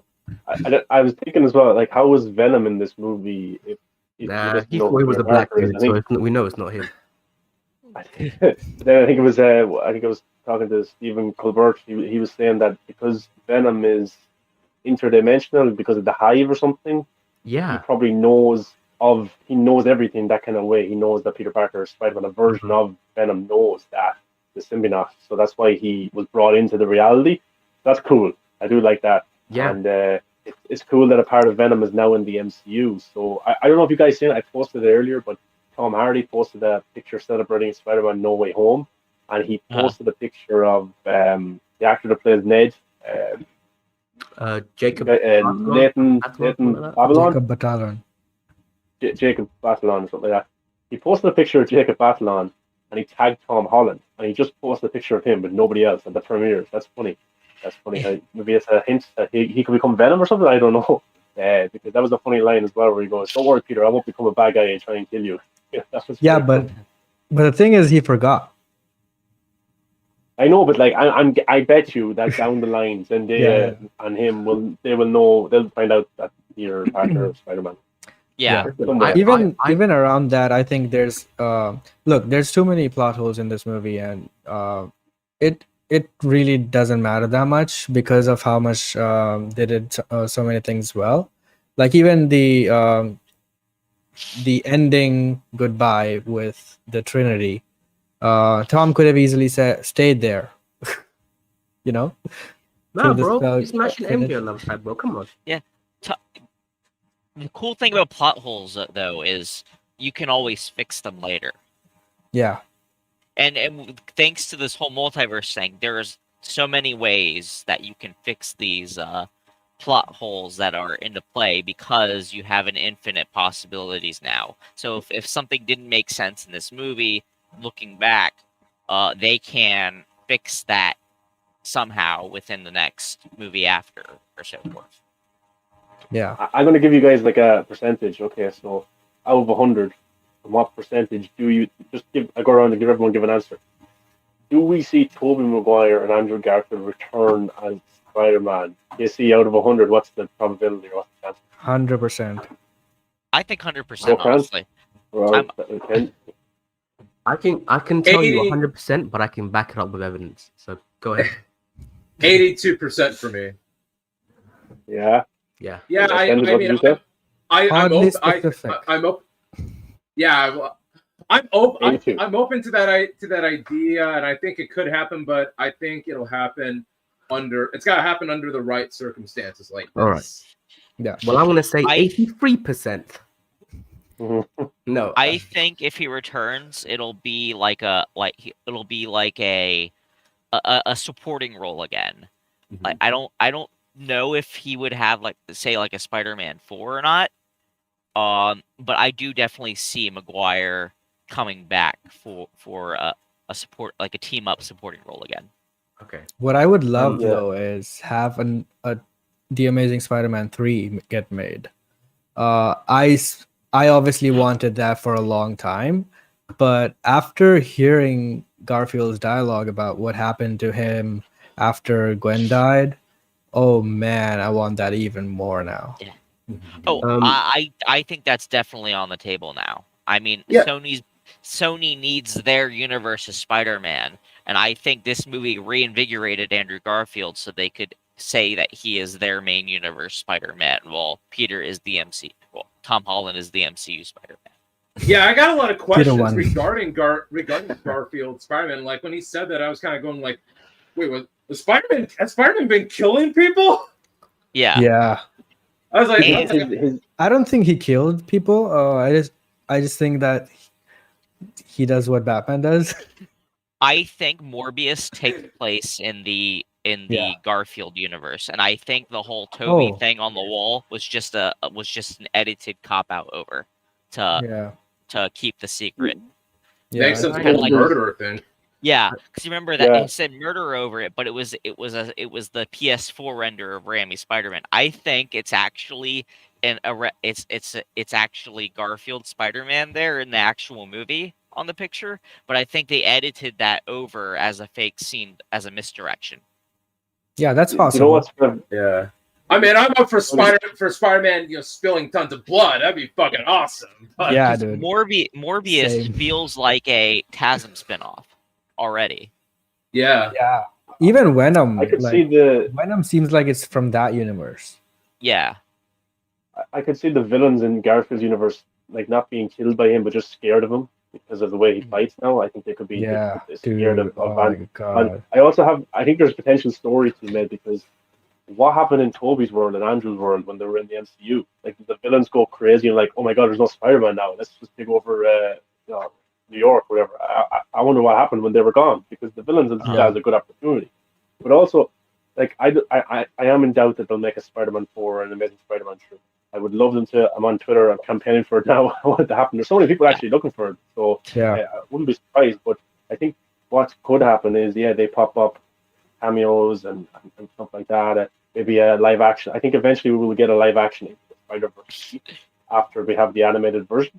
I think they'll end up bringing Miles to live action and have a mentor. I don't know if it's going to be Toby or Andrew or Tom, but there's so many possibilities. Like the Sonyverse needs a Spider-Man, and why I think that Toby or Andrew will be in that universe is the post-credit scene. They could have kept Venom in the MCU and said, "Oh, Tom Holland Spider-Man versus Venom." Not really. They put a part of Venom in the MCU and they put Tom Hardy back into his universe with Craven, with Morbius. What's also interesting is Michael Keaton's Vulture seems to be in two universes at once right now. It's hard to know what's exactly going on there, what universe is he in, but that Tom universe Hardy. is Spider-Man. Tom Hardy have a Put Andrew theory. Garfield. has the shortest MCU life ever. 2 hours. Right? Can I just say, What's with these crazy guys playing these characters? Like Tom Hardy's Venom, Jared Leto is Morbius. Like these guys are just insane and they're playing these characters. But like the Sonyverse needs a Spider-Man, and Andrew Garfield will be perfect for that. And I think if you had him popping up as a cameo in Venom 3, internet would go as insane. Or if you had Morbius, or I think Toby would be a great mentor for a female Yeah, I think Spider-Man, Toby should be included for sure. okay, can I just say or something? Miles Morales. Who is the lady that is in charge of Sony? Amy Pascal. Amy And Pascal. Pascal. Amy Pascal, yeah.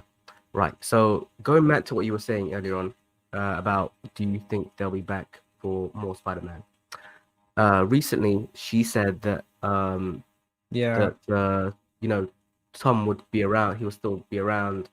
Something about 3 movies, and he said that he's going to be crossing. He's going to be one of the only people that will be crossing from one universe to another. Yeah. She said this. Later, Sony came out and said, no, it's not going to happen. Now, she's not some chump down the road, okay? She's the big boss here, okay? The fact that she said it means that it's probably going to happen. Now, that said, that's why I genuinely believe that there's going to be more. That's one.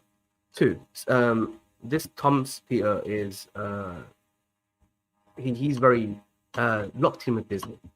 I don't know if he's going to go anywhere or not, but he's still linked in with Disney, and that takes a bit of their freedoms away. 3, Sony has nothing besides Tom, is what I personally feel. They're doing some things on the sides, but they have nothing. Spider-Man. Sorry? But like they have Tom, but they have Spider-Man, and they could have multiple Spider-Mans at once. Their biggest moneymaker is I Spider-Man. would say they need their own thing. I think they need to diversify their portfolio, and if you get what I mean. Because them just sticking around with Tom, that's the one thing. And they do the animated stuff, and as great as they are, they can do so much more. And I can't see any reason why they wouldn't. Now, if you bring these guys back successfully as you did in Andrew and Toby, that is a great step in the right direction, in my opinion. If they made a movie with Tom and Andrew, hell, you could make it like not a Spider-Verse movie, but a story with both of them. Maybe you can have more of Andrew since Toby. I don't know how Toby Maguire is nowadays, but because he doesn't like the fame and spotlight, he's had trouble with that. But yeah, I do believe wholeheartedly, 100%, that down the line, and I heard this is recently. Apparently, they're already planning a full film for Tom. Yeah. So I just don't see in any way where they wouldn't want to bring these, especially after how much money they're making already and how much people love the nostalgia. Why wouldn't you want to bring these guys back? Yeah. You bet your ass. They're talking with Toby. They're talking with Andrew. First of all, and I don't know about Toby again, but I know Andrew Garfield loves Spider-Man. He's wanted to be Spider-Man since he was a child. Like, it's what we love about Spider-Man, that guy feels 100 times more. Like, if you watch his interviews, he loves it. Like, he is Spider-Man. And he is my favorite Spider-Man, even though I grew up with Toby. Like, I resonate a bit more with him. So I know for a fact, they said, hey man, look, I know things didn't go well in the past because I think they had some issues and they cancelled the third film. I know for a fact he will come back. Things have changed a lot for the MCU, comic book movies, superheroes, everything. With the hype that's going on now, you bet your ass Amy Pascal is talking. She wants to make it happen. And this money that they've made, $500 million already. And what I'm telling you, this will go way beyond $1 billion. I can guarantee that. Yeah. Money will speak. Money speaks every time. I genuinely hope that they are pursuing something more with these guys, because if they don't, this is going to be one of the biggest mistakes that they will ever do. I can't see any reason why they wouldn't pursue it. And I genuinely believe wholeheartedly, based on everything I've just said, they will. Money, these guys are willing to come back. I think they will come back. They love what they do. Then again, they're making a shit ton of money, and if there's anything that these guys love, money. Yeah, they will do it. And you know what? I will say this: they will announce it within 6 months. Something to do with just another Spider-Man movie down the line. Yeah, that's the thing, though. You don't even have to announce it, because look at what this movie did without any shots of Toby or Andrew or Matt Murdock or Hardy Cox. They didn't show up to the premiere. Yeah. And they made this money, and Tom Hardy was in it, and Doctor Strange Shredder was on it. Like, come on, they had so much stuff in it. But like, if I don't think you can't bring back one without the other. I think if you're going to bring back Andrew, you have to get Toby in there somewhere as well, and vice versa. The relationship, a lot of fans online, and that creates kind of these fandoms against each other. The Toby fandom versus the Andrew fandom. Oh, look, Toby's or Andrew's better because they didn't bring Toby back, stuff like that. Yeah. And Grace Randolph, who say what you want about her, I think she knows her stuff a lot of the time. She said that Toby signed on late because he wanted more money, and rightfully so. He's the OG Spider-Man, he's the man. Like, if he wanted more money, that's every right for his family and stuff like that. So I'm not against that. That's probably why a few of the scenes seemed like they were shot separately, with like the Doc Ock and stuff like that, and maybe the Green Goblin scene. But I think you have to bring them both back. And if they can't do solo movies, why not just do a Spider-Verse movie with Tom, Andrew, and Toby? A big story. And that way, what you could do is everybody goes for those three. Miles Morales makes his live-action debut, and everybody comes away talking about Miles Morales is just insane. Then you do a Miles Morales solo movie.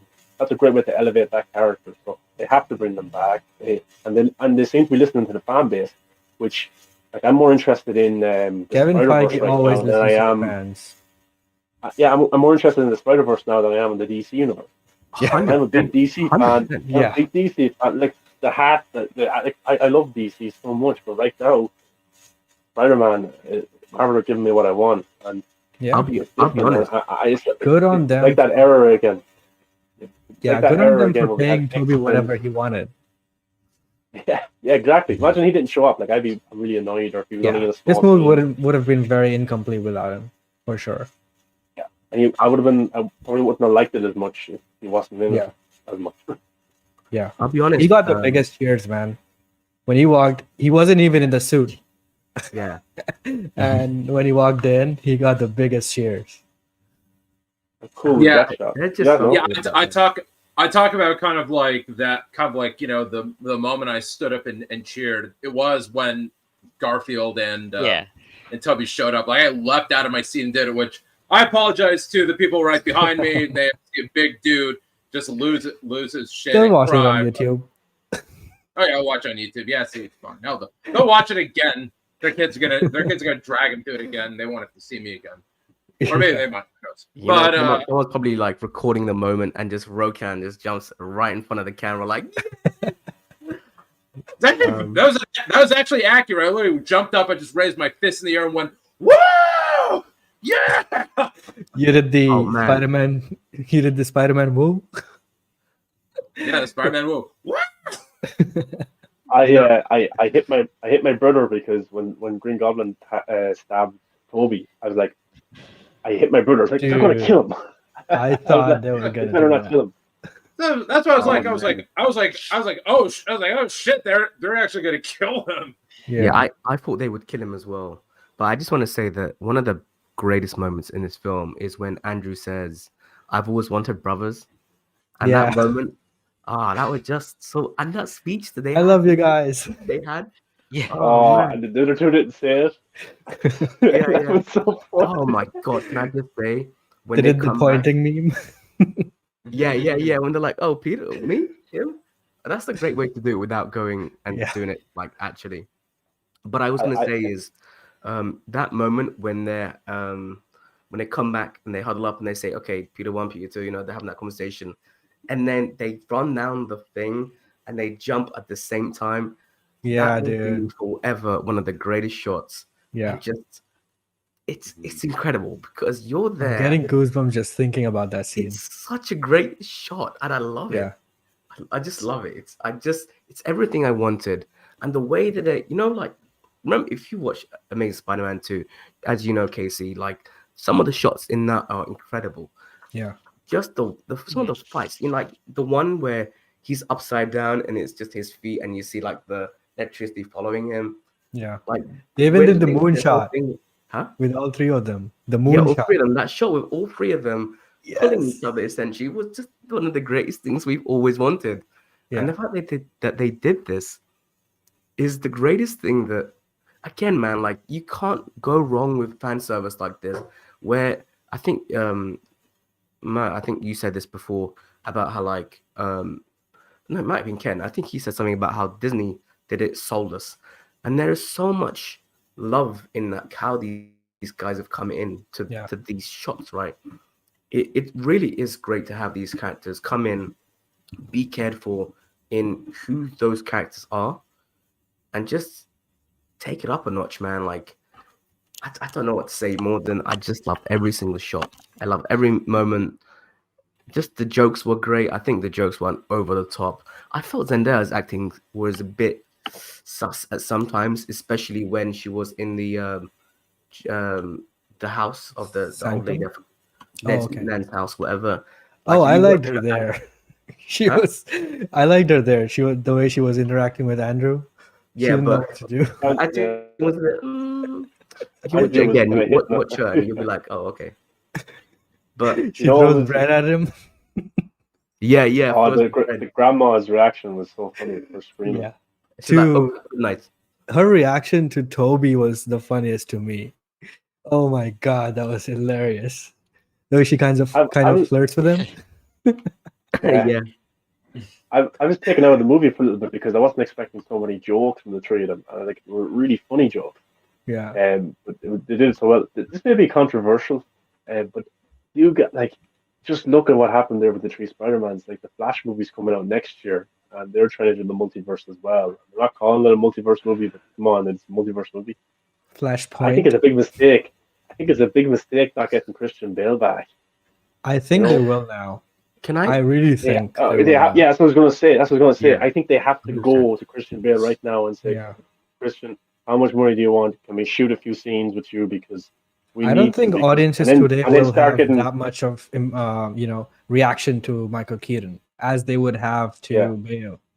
Yeah, I think they need to leak it as well. I think they need to get him back and leak it the way Sony did, through Grace Randolph or through somebody, and say, oh, I'm hearing Christian Bale could be added to the Flash movie. Because like, look at his box office record as Batman.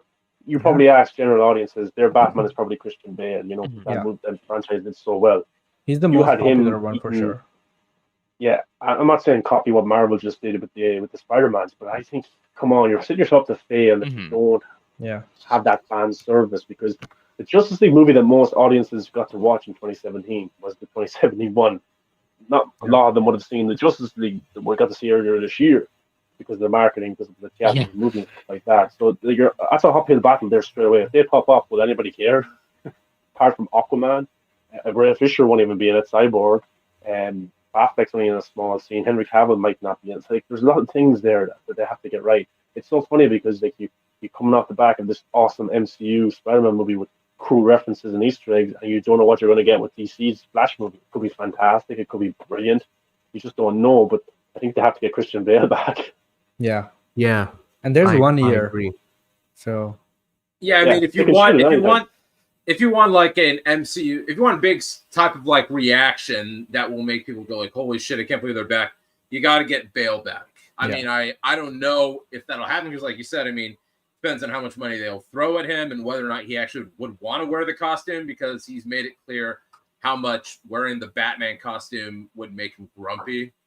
I So I heard he nearly had an anxiety attack, or he did have an anxiety attack when he first wore the suit.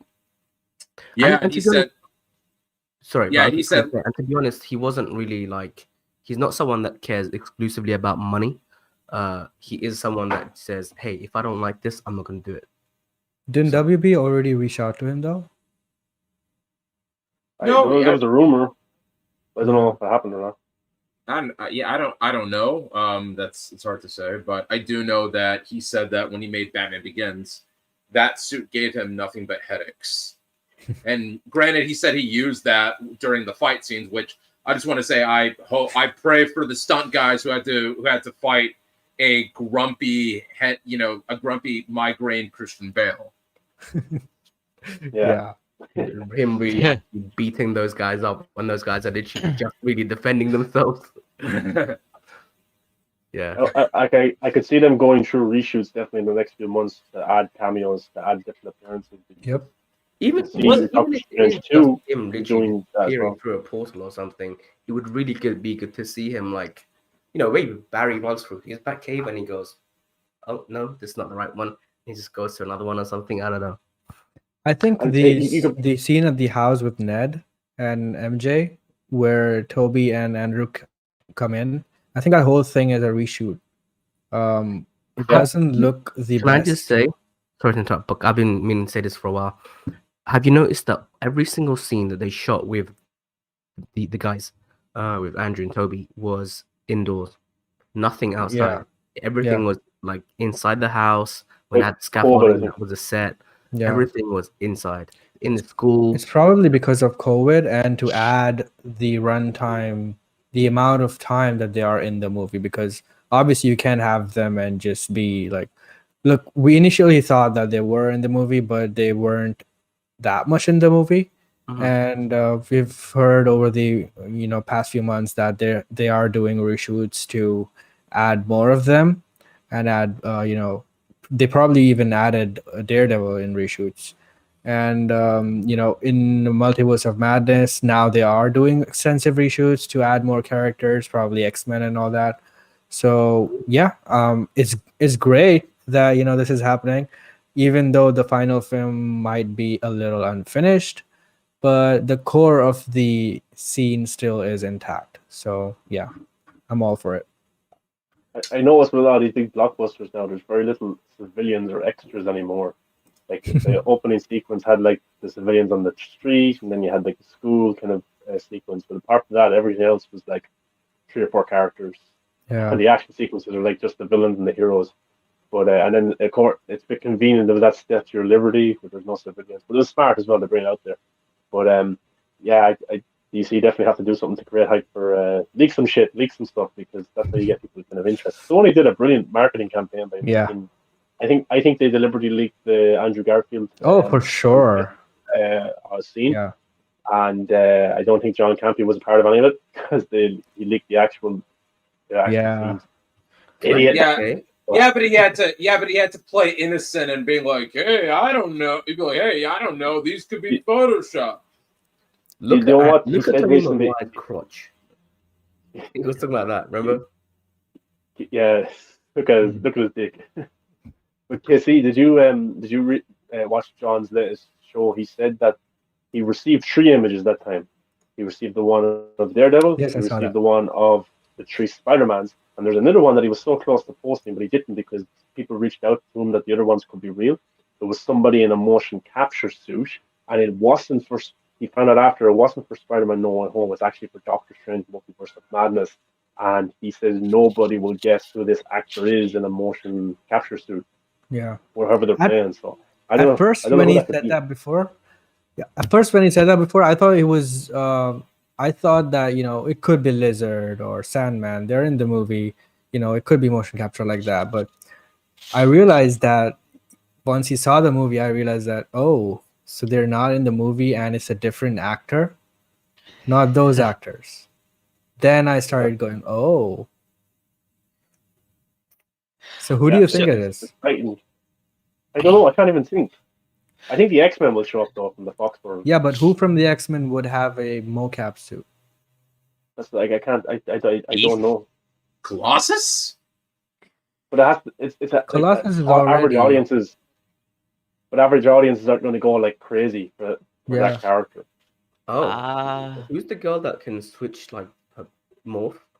Mystique? Mystique. Yeah. But why would she need him? Again, like I don't think. Oh, but I think it's did he say it's a a big he or a actor. she? Question is, I don't know. do you think this is a veteran Marvel actor Oh, / character Yes. or a you new know who? character? You know who it could be? It could be because people. Chris Randall has been saying this. It could be Tom Cruise's Iron Man. Ooh, Yes. okay. I would. Listen, I would love to see that. Yeah, I would yeah. love to The see it as well. if anything, Because now they did a it'll just CGI be suit. Cruz. It'll just be Cruz running in his iron suit the whole time.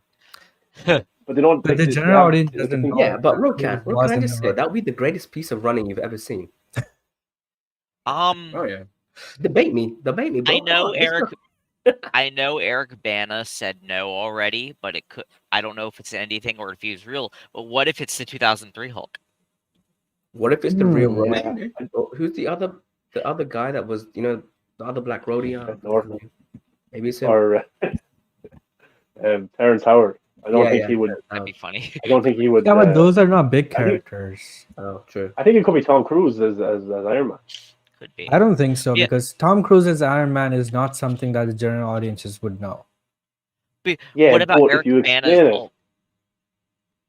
But that I don't still know if that's doesn't. correct. I don't think that I don't think that would get those cheers in the theater when the scene comes on. Okay. You know what I'm saying? Hmm. But Grace has been saying that there could be an alternate version of the No, Avengers. no, I'm just that show talking up. specifically about the Uh, mocap suit thing. Not Oh, that. yeah, I he got won't- Yeah, well, but like they could shoot it like say it's Tom Cruise, but then they add in the rest of the Avengers later on, like it's an assemble shot. But the shot he was talking about was Tom Cruise in the Iron Man in the motion capture. But he doesn't know who Tom Cruise is playing. He's just a motion capture suit. Yeah. So like that would they explained no. that this is an alternate version of the event. And Tom that would create hype. Casey. Tom Cruise, of course it would as Iron You Man. know what? You know what? I can probably say it's probably Ben Affleck in his Batman suit. Oh, you know what's what I saw on John Campea show someone said, which I didn't realize while watching the movie. During the Daredevil scene, Happy was sitting right next to him, and he played Foggy in the original Daredevil movie. Yeah. Oh damn! That was hilarious. So it's so funny. It would have been brilliant Um, if this was like, have you met before? Yeah, Yeah.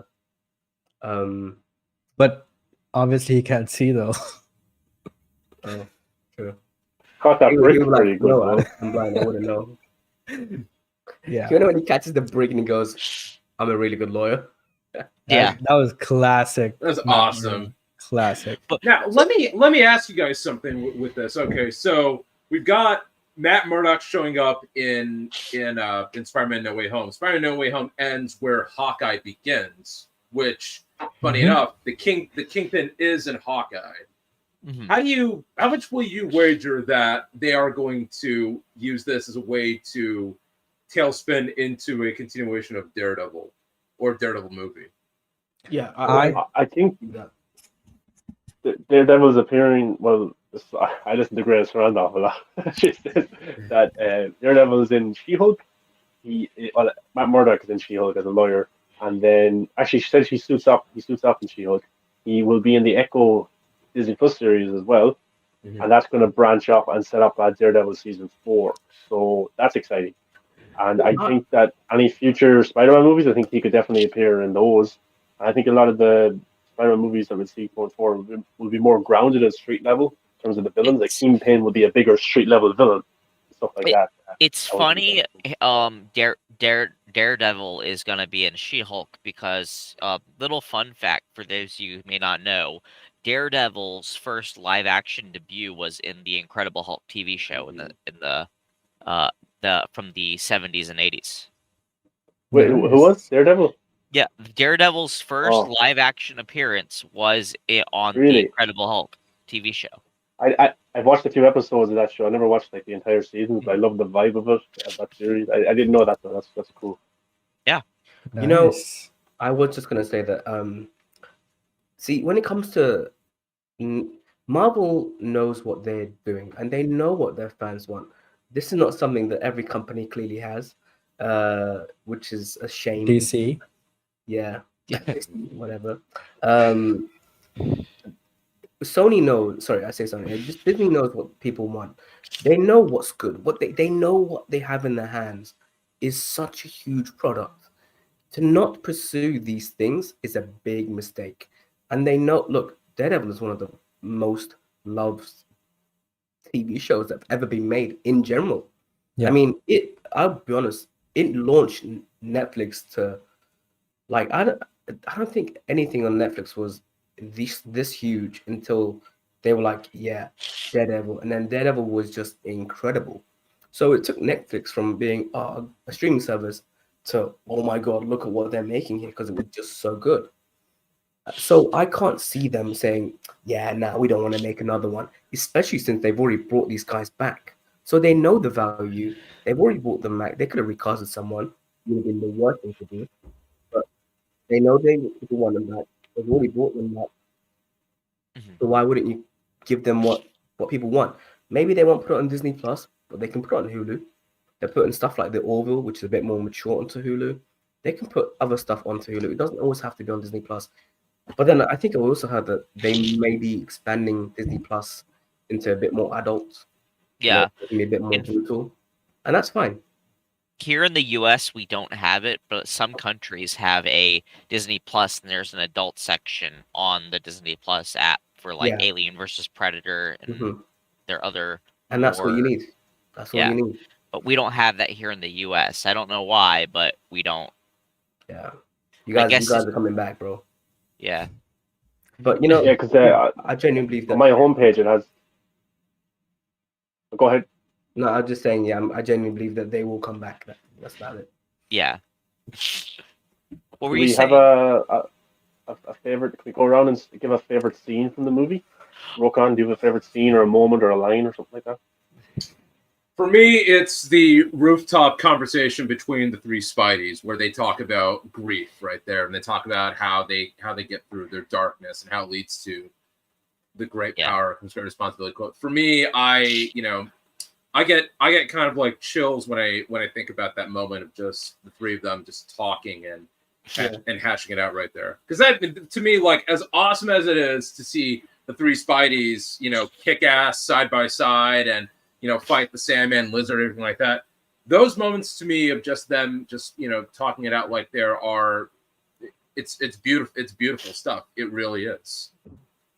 So that's always going to be like a scene that I will like replay once I get the Blu-ray. Yeah. For me, it was the hallway fight between Peter and the Goblin. That's good. Oh. Yeah. That was just brutal, and it reminded me of the tension I felt when I first saw Spider-Man back in 2002 in the final fight. Yeah, for me, I think Rokan's favorite scene and mine are same. But just to pick another, I would say the last scene where Tom fights Goblin, and he almost wants to kill him, and almost goes for it, but then Toby stops him. That's one of the great ones. And the end coffee shop scene also is one of my favorites. But yeah, ultimate favorite, I Take would all say the the good ones. rooftop.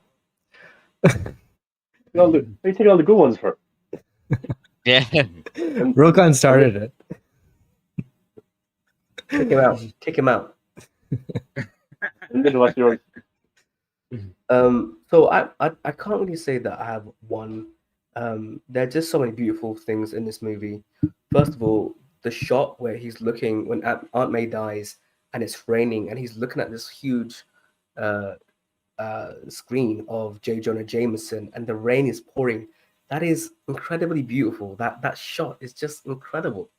And then on the other side, as I said before, that shot of all three of them running at the same time and jumping, it just makes me so happy. Even right now, I'm smiling so much because I just love that shot. And the rooftop scene where they're talking and Andrew, he's talking about how his rage is just consumed him, and when he catches MJ at the end, Yeah. this film is just full of so many great, incredible shots. They're all incredible. Yeah, I forgot to mention the MJ catch scene, but I'll for that. But I'll just say that is the one moment in the movie, along with Peter meeting Otto, that I honestly burst into tears. Yeah, dude, I don't ever get emotional, right? Ever. Like, it's in movies when people die, I don't cry. Like, it's not a thing I do. But when he catches her and he says, "You okay?" and she says, "Are you okay?"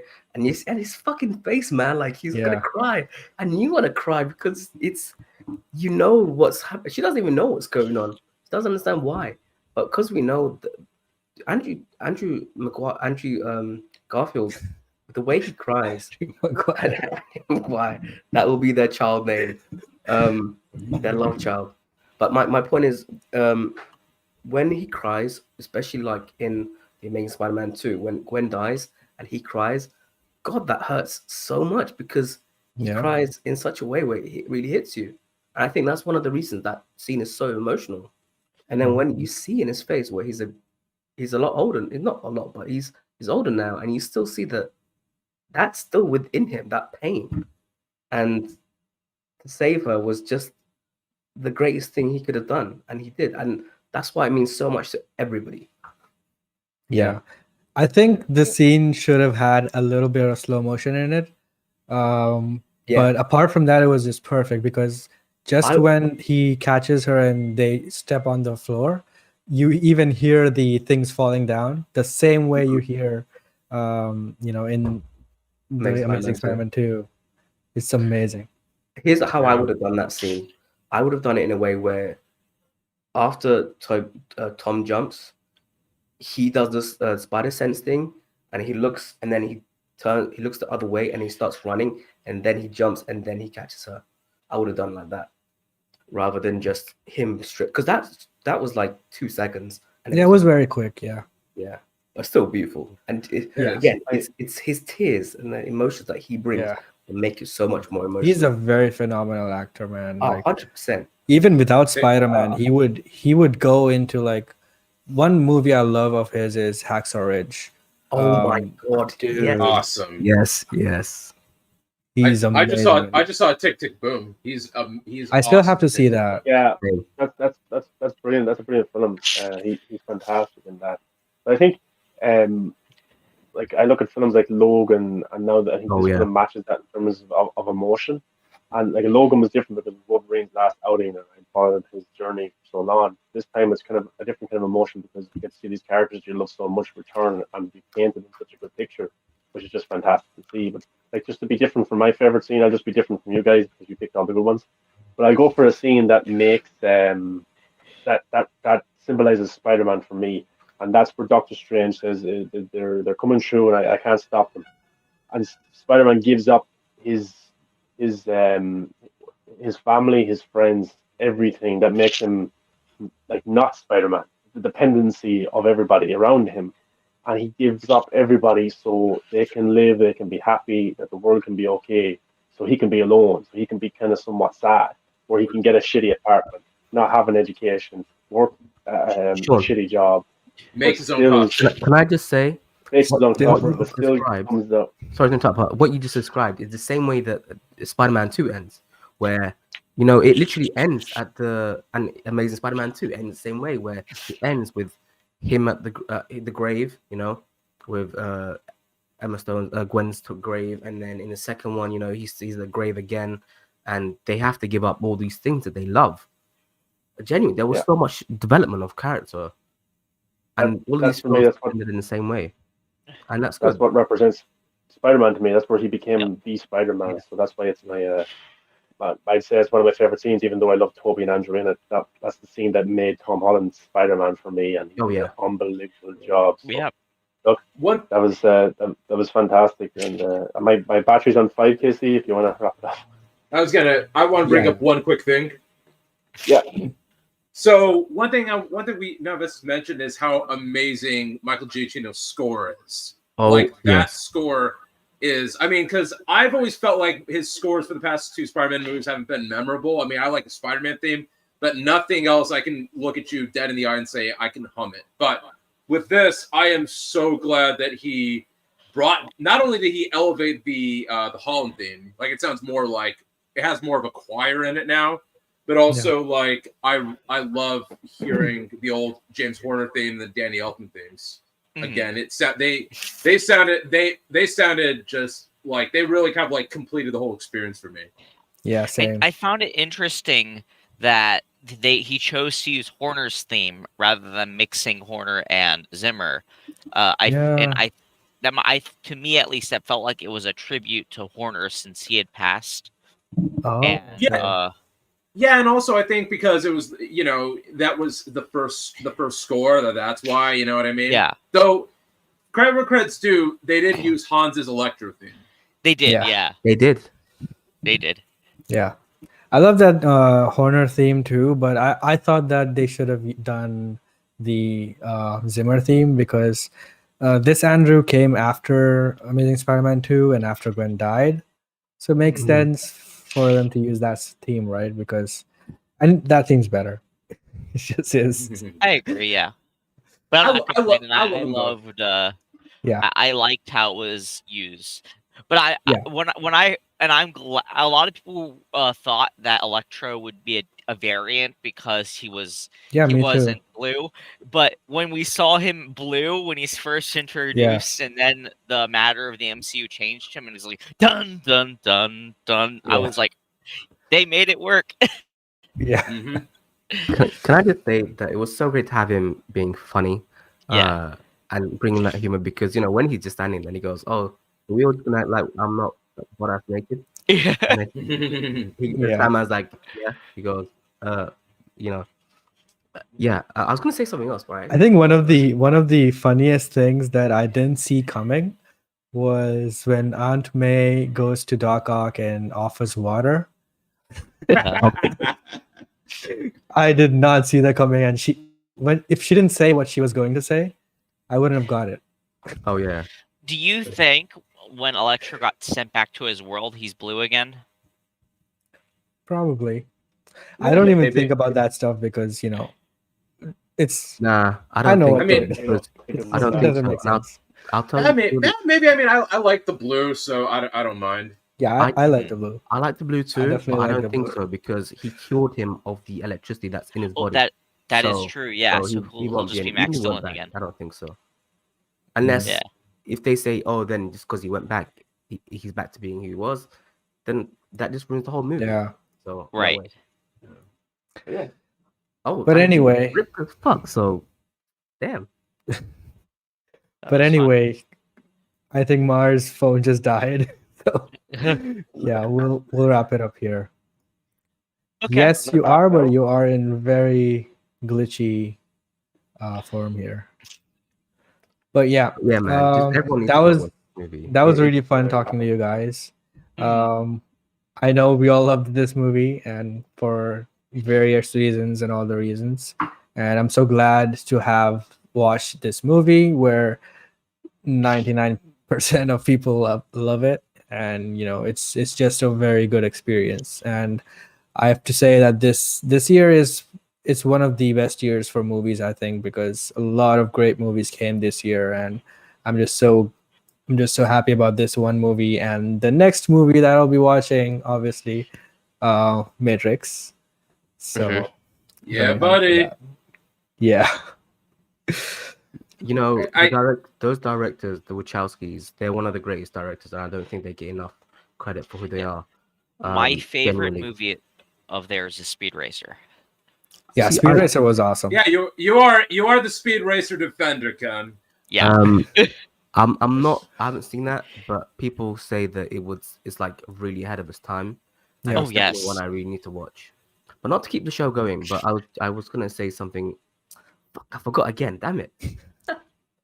Damn it. Never mind. All right, so we'll just go around and plug our channels Oh, or sorry. usernames. I will say this though. Mhm. If you don't like if you went and watched Spider-Man No Way Home and you didn't like it, I hope you get COVID. That's all. Just